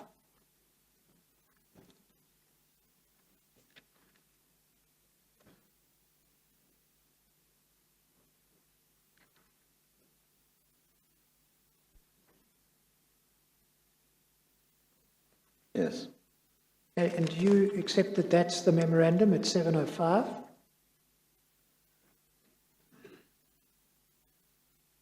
And that it is dated the 8th of October? And that you signed it? And it's just incidentally, it's dated the 8th of October 2013, Chairperson, which shows Yes. that paragraph 47 needs to be amended. Yeah. I previously wrote 2013 next to Yes. or above 2010, Yes. but there should be a proper. We will attend to that yeah. like yesterday. All right, so this is a memorandum dated the 8th of October, as Mr. Todd said, and it was signed by you, as he says, on the 22nd of October. And he says that you sought approval from Mr. Molefe for TFR to present its responses to Transnet Risk Committee. Now, if you have a look at page 705, the purpose of the submission is to request approval from the GCE, that being Mr. Molefe, for TFR to present its responses to the Transnet Group Risk Committee. Would you agree that the first sentence then of Mr. Todd's paragraph 47, but for the 2013 instead of 2010 is in fact accurate? But can you read the entire sentence, Mr. Mebe? It would be interesting to. I thought I had read the entire sentence. No, read all To of it. present its response to the Transnet Risk Committee to questions raised by the committee in respect of GNS/Abelozi. Are you saying that's misquoted? Yeah, no, it's important. No, Yeah. you only went up to risk committee to questions. fair raised. Yeah. Fair so enough. I just want you to read the entire sentence. But it still accords with the purpose of your memorandum. Yes. It's an accurate quotation. Yes. So you don't have any difficulty with that. No. And then what Mr. Todd does is he seeks then he attaches the memorandum and he says the background to this request as explained in the memorandum is this, B, the memorandum states this, C, the memorandum went on to explain this, D, in the memorandum Mr. Gama recorded that responses to these questions had been provided. E, again, he refers to the memorandum. And F, he says, consequently, Mr. Gama requested, and he repeats the request. Do you have any difficulty with Mr. Todd's summary? That's all he seeks to do of this memorandum. I mean, it either accords with the memorandum or it doesn't. Yes, I got a number of All right. difficulties. So in what respects is his summary wrong? So can we start with, Sure. you said that Mr. Mtetwa writes a memo on the 8th of October, or is dated the 8th of October, Right, and he signs it on the 8th of October. right. I then recommend the memo on the 22nd of October. That seems correct, yes. That's correct. Yeah. I think it's been read into the record. Yes. So Mr. Mtetwa compiles the report. Right, It's what is called an accompanying memo. fair enough. Because Mr. Mtetwa cannot write to the GCE. So in other words, he wrote it, not you, if that's what you're saying. Yes. All right, fair enough. So Mr. Mtetwa writes the memo, and he says, I'm writing the memo. Right, And he says, it's because the Group Risk Committee has asked me, has raised certain questions in a meeting. So I'm now writing this, I now have this presentation that I wish to make. yes. to the Group Risk Committee as a result of their questions. And it's Mr. Mtetwa all the way. He writes this thing. So in other words, what you're saying is that Mr. Todd attributes you to being the author of the memorandum, but it's actually Mr. Mtetwa, and But it's- that has a series of knock-on errors. Is that Yes, right? and then he has a series of things where he says Mr. Gama then Instead of requested- Mr. Mtetwa. Yeah, everywhere where he put Mr. Gama, it should be Mr. Mtetwa. Well, He knows who the author is. He says Mr. Gama recorded that the responses to the questions had been provided to the group executive, Ms. Mabandla, on 3 October. I didn't. On 3 October, I was copied a memo between Mr. Mtetwa and Ms. Mabandla, and Mr. Mtetwa couldn't write to the group executive directly without yes, but letting his chief executive be aware that there's... Mr. Gama, it's a simple error. I mean, Are we It's talking not a about, simple error. I'm sorry, are we talking about the memo at page 705 to 706? yes, and Mr. Yes. Gama's pointing out, Chairperson, Yeah, that if you look at 706, it's compiled by, in other words, it's written by Mr. Mtetwa. yes, It's then recommended by Mr. Gama. yes, Seems that the controversy is that when Mr. Todd summarizes the memorandum, he's saying Yes. this is Mr. Gama who said A, B, and C, Yes. whereas he should have said that it's Mr. Mtetwa that said A, B, and C. Oh, I think this is one of the issues I was if you s- raising here if you during say argument that- with counsel for Mr. Gama to say I wasn't sure what the issue was. So basically your complaint about what Mr. Todd said about this memo is that he represents it as if you were the author. Yes. But you are saying, although your signature does appear on the memo, as far as you are concerned, the author is the compiler, namely Mr. Mtetwa. That's correct. Yeah, so that's the point you seek to make. Yes, but the inferences Yeah. that are then made Yes, as a result of that, and it goes on to the record that he makes, yes, where the inferences that Mr. Gama is now trying to influence something about Abadozi, when in fact I'm not even in the playground, Chair. but let's get this clear. While on page 706, there is nothing that expressly says written by. So the author is so and so.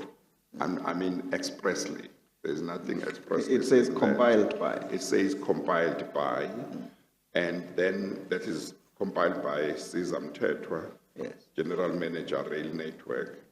And then below that it says recommended by Siyabonga Gama, TFR, Chief Executive, and you sign.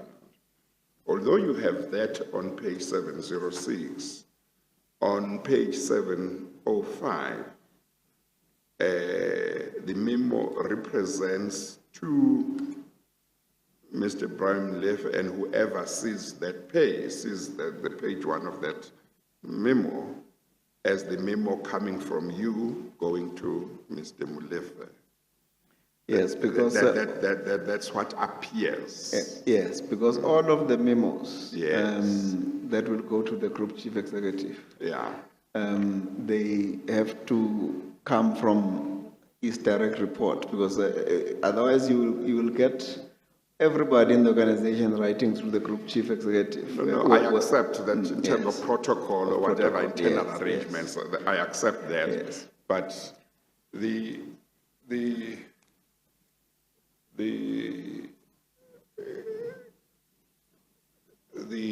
the question that arises in my mind is anyone who never sees the second page of the memo, that is what is it's page 706 here, who just says the first page, the face of the memo, would be correct to say this is a memo from Mr. Gama to Mr. Molefe. I think we would be agreed on that. Is that correct?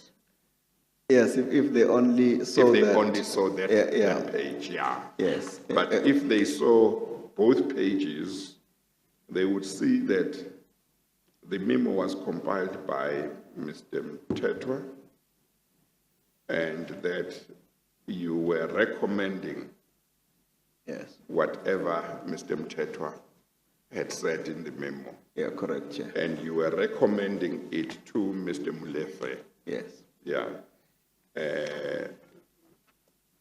Now, so would you agree that the one page, the first page, gives one the impression that it's your memo? That's correct. Yes, but your point is when both pages are looked at, one should not say that the memo comes from you. Well, the memo comes from you, even if you look at the second page. You can say you simply say, I think your point, you want to simply say the ideas in the memo Not mine. did not originate from you. Yes. But once they were placed before you, you had no problem embracing them. Yes. Is that fair? That's fair. Okay, all right, Yeah. okay. And Chair, just to add to that, at paragraph 47, Mr. Todd is alive to the fact that the memo is prepared and compiled by Mr. Mtetwa and signed by him on the 8th of October, where he also says, and we agreed that is a typo, and then he says it's signed by Mr. Gama on the 22nd of October. So he knows both of these things. So he's alive to it. So he has not just read the covering page, he's also read the second page. Yes, but I just want to say, well, I haven't looked more closely to what's on this page and the other pages, but my impression is that to the extent that it may be said that if he said it was a memo from you to Mr. Molefe, it would seem to me that if that's what was a mistake, it should be understandable in the context of what we have just pointed out. Would you take issue with that? But you might want to say the record it would must be understandable if Mr. Todd was not seeking to make inferences. He makes inferences in circumstances where he's very clear, and he says it himself on paragraph 47 where he starts to say Mr. Mtetwa addressed this. In any event, there is nothing in the memo itself that talks to anything. It's just a covering memo. The memo says background. We've been asked by the Board Risk Committee to talk about GNS. We were requested in January 2013 to talk about costs.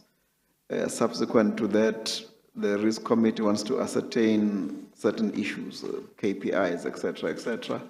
And then after he's finished that background, he then says the discussion, I'm trying to bring this matter to finality because security resides within my area. I would like to go and explain to the committee the background to the problem so that we can solve the issue related to specialized security services. And then he closes. And then he says, I recommend that the GCA approves the request that we address the risk committee. So he sends it to me, I recommend it. Then it's up to the GCE to then make sure that it gets onto the risk committee pack at the request. But here, this is being said by Mr. Todd in circumstances where his only reason for saying it in the manner in which he says it is because he wants to say that I was now trying to influence the Abalozi settlement. And it wasn't my space. I was not there. I was not in that field. This is a matter which was being dealt with by the group legal and group risk people. All I was doing here was to recommend the memo so that the work that they wanted to do can be done. Of course, it is true that when you recommend something that originates from somebody else, Yes. you other than to say it didn't originate from you, otherwise, if there is something bad about the content or the suggestions or the points, you can also be criticized for that because you embraced the contents. But that's apart from saying, look, I didn't originate this. It's ideas that came from somebody else. Yeah, this one, Chair, is not one of those memos which has the content in it. Yeah. This is one of those memos that says, I have a presentation to make, it is attached. All I need from you is to be aware that I'm going to be making a presentation. It's not one of those where you then say, it's just a cover memo. It's all it is. It's all of 2 pages long. Okay. Yes. Okay. Mr. Mybeck? And perhaps just going forward, we know you weren't involved in the risk committee's decision to withdraw the litigation against Abalozi. Did you come to learn in time of the terms of the settlement with Abalozi, the 20 million rand payment? No. You have no insight? No, I have no into insight. that. No. Mr. Gama, could I then take you to your opening address? Yes. Your opening address.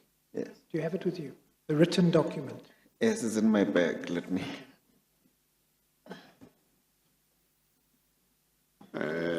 This bundle can be taken away? I think so, DCJ. Okay.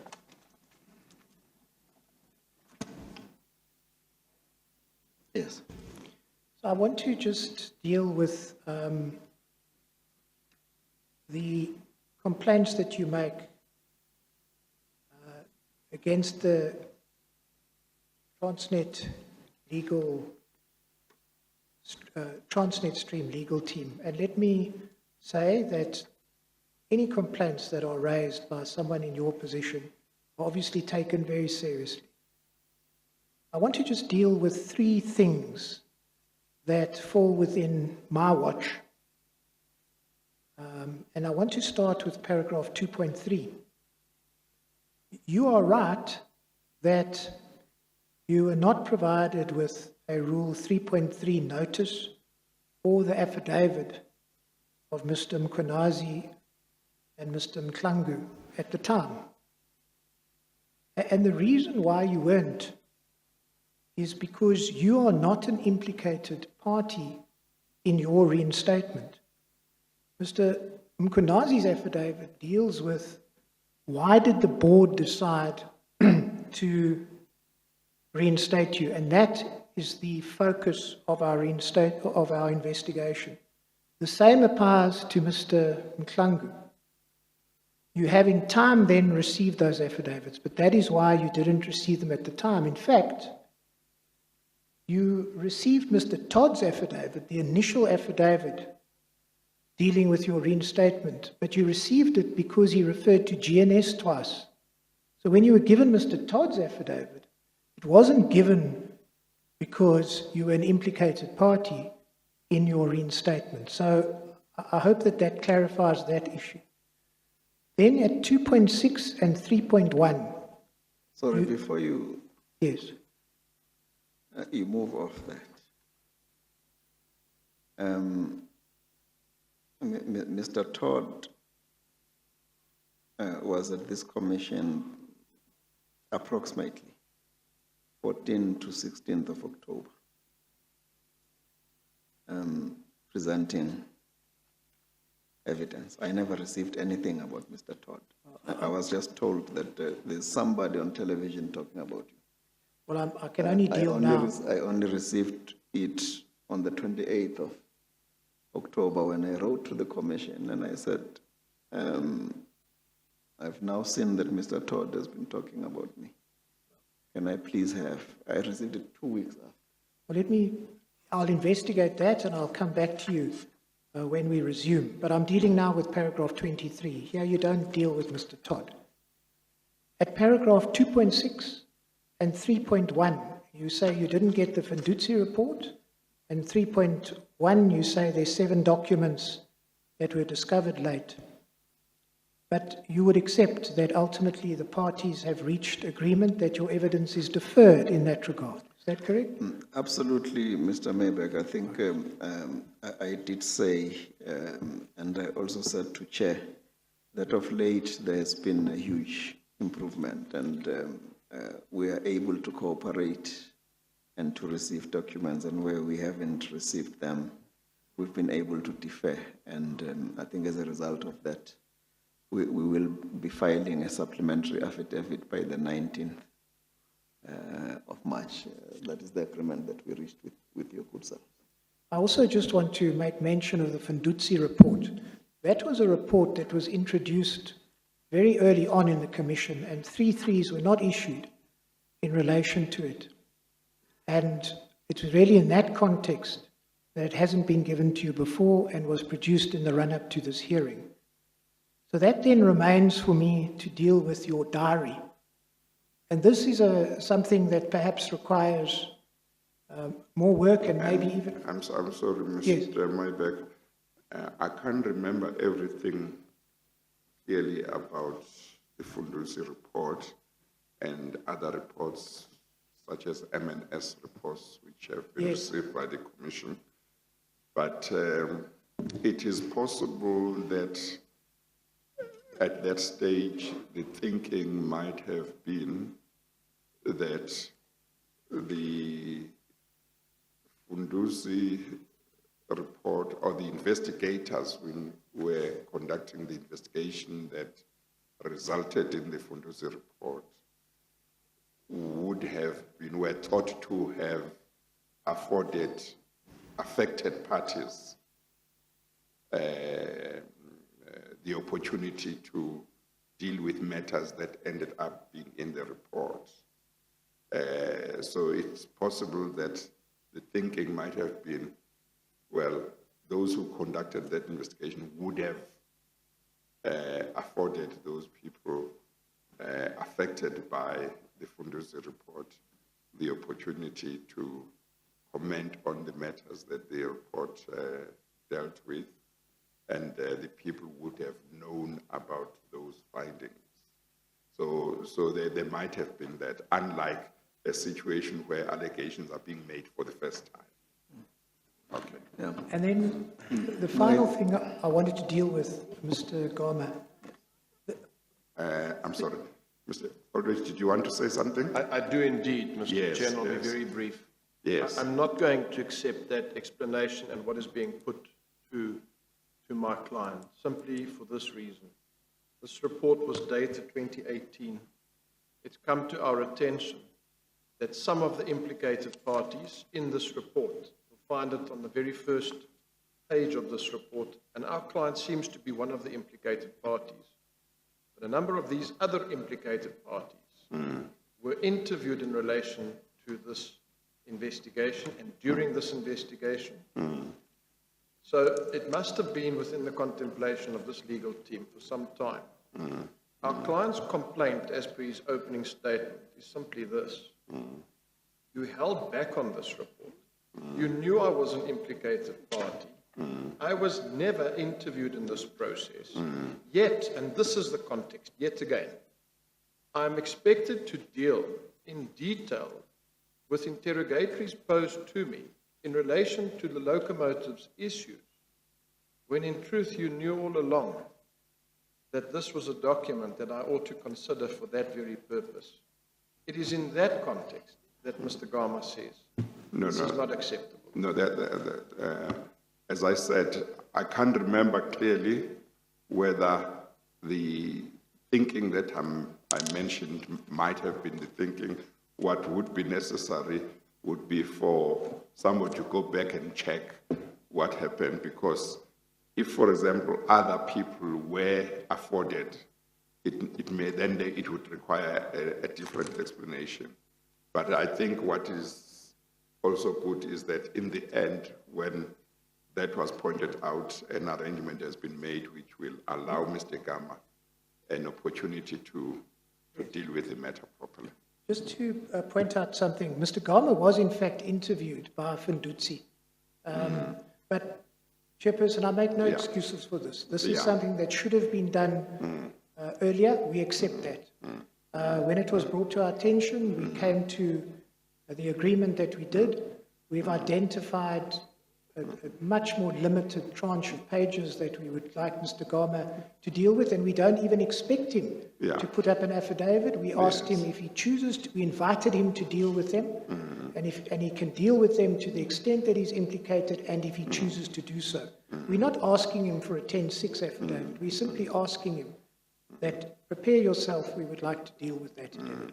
Okay. And then finally, in relation to this diary, Mr. Gama, I tried to broker a discussion between your legal team and my investigators so that some understanding is shed on what we've given you here electronically and what we haven't. Are you comfortable that this issue can be resolved, or is it something that we need to deal with further on the record?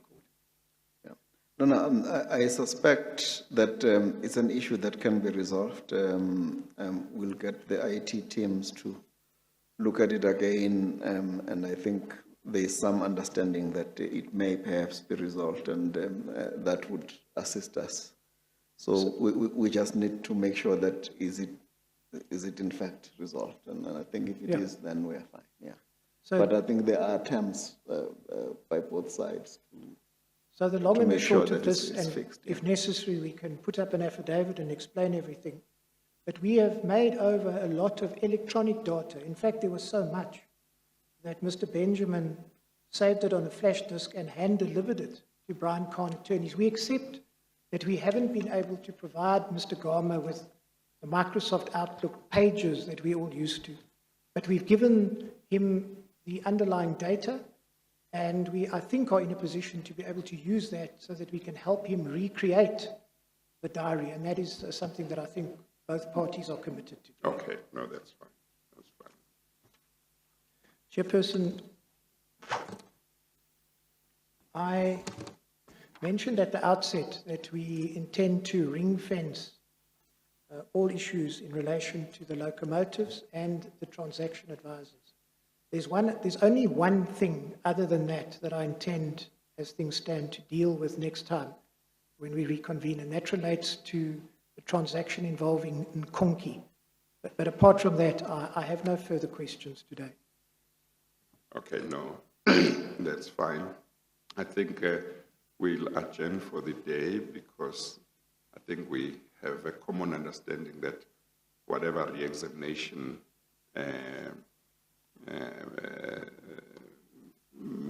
may be desired can be dealt with when Mr. Gama has given all his evidence.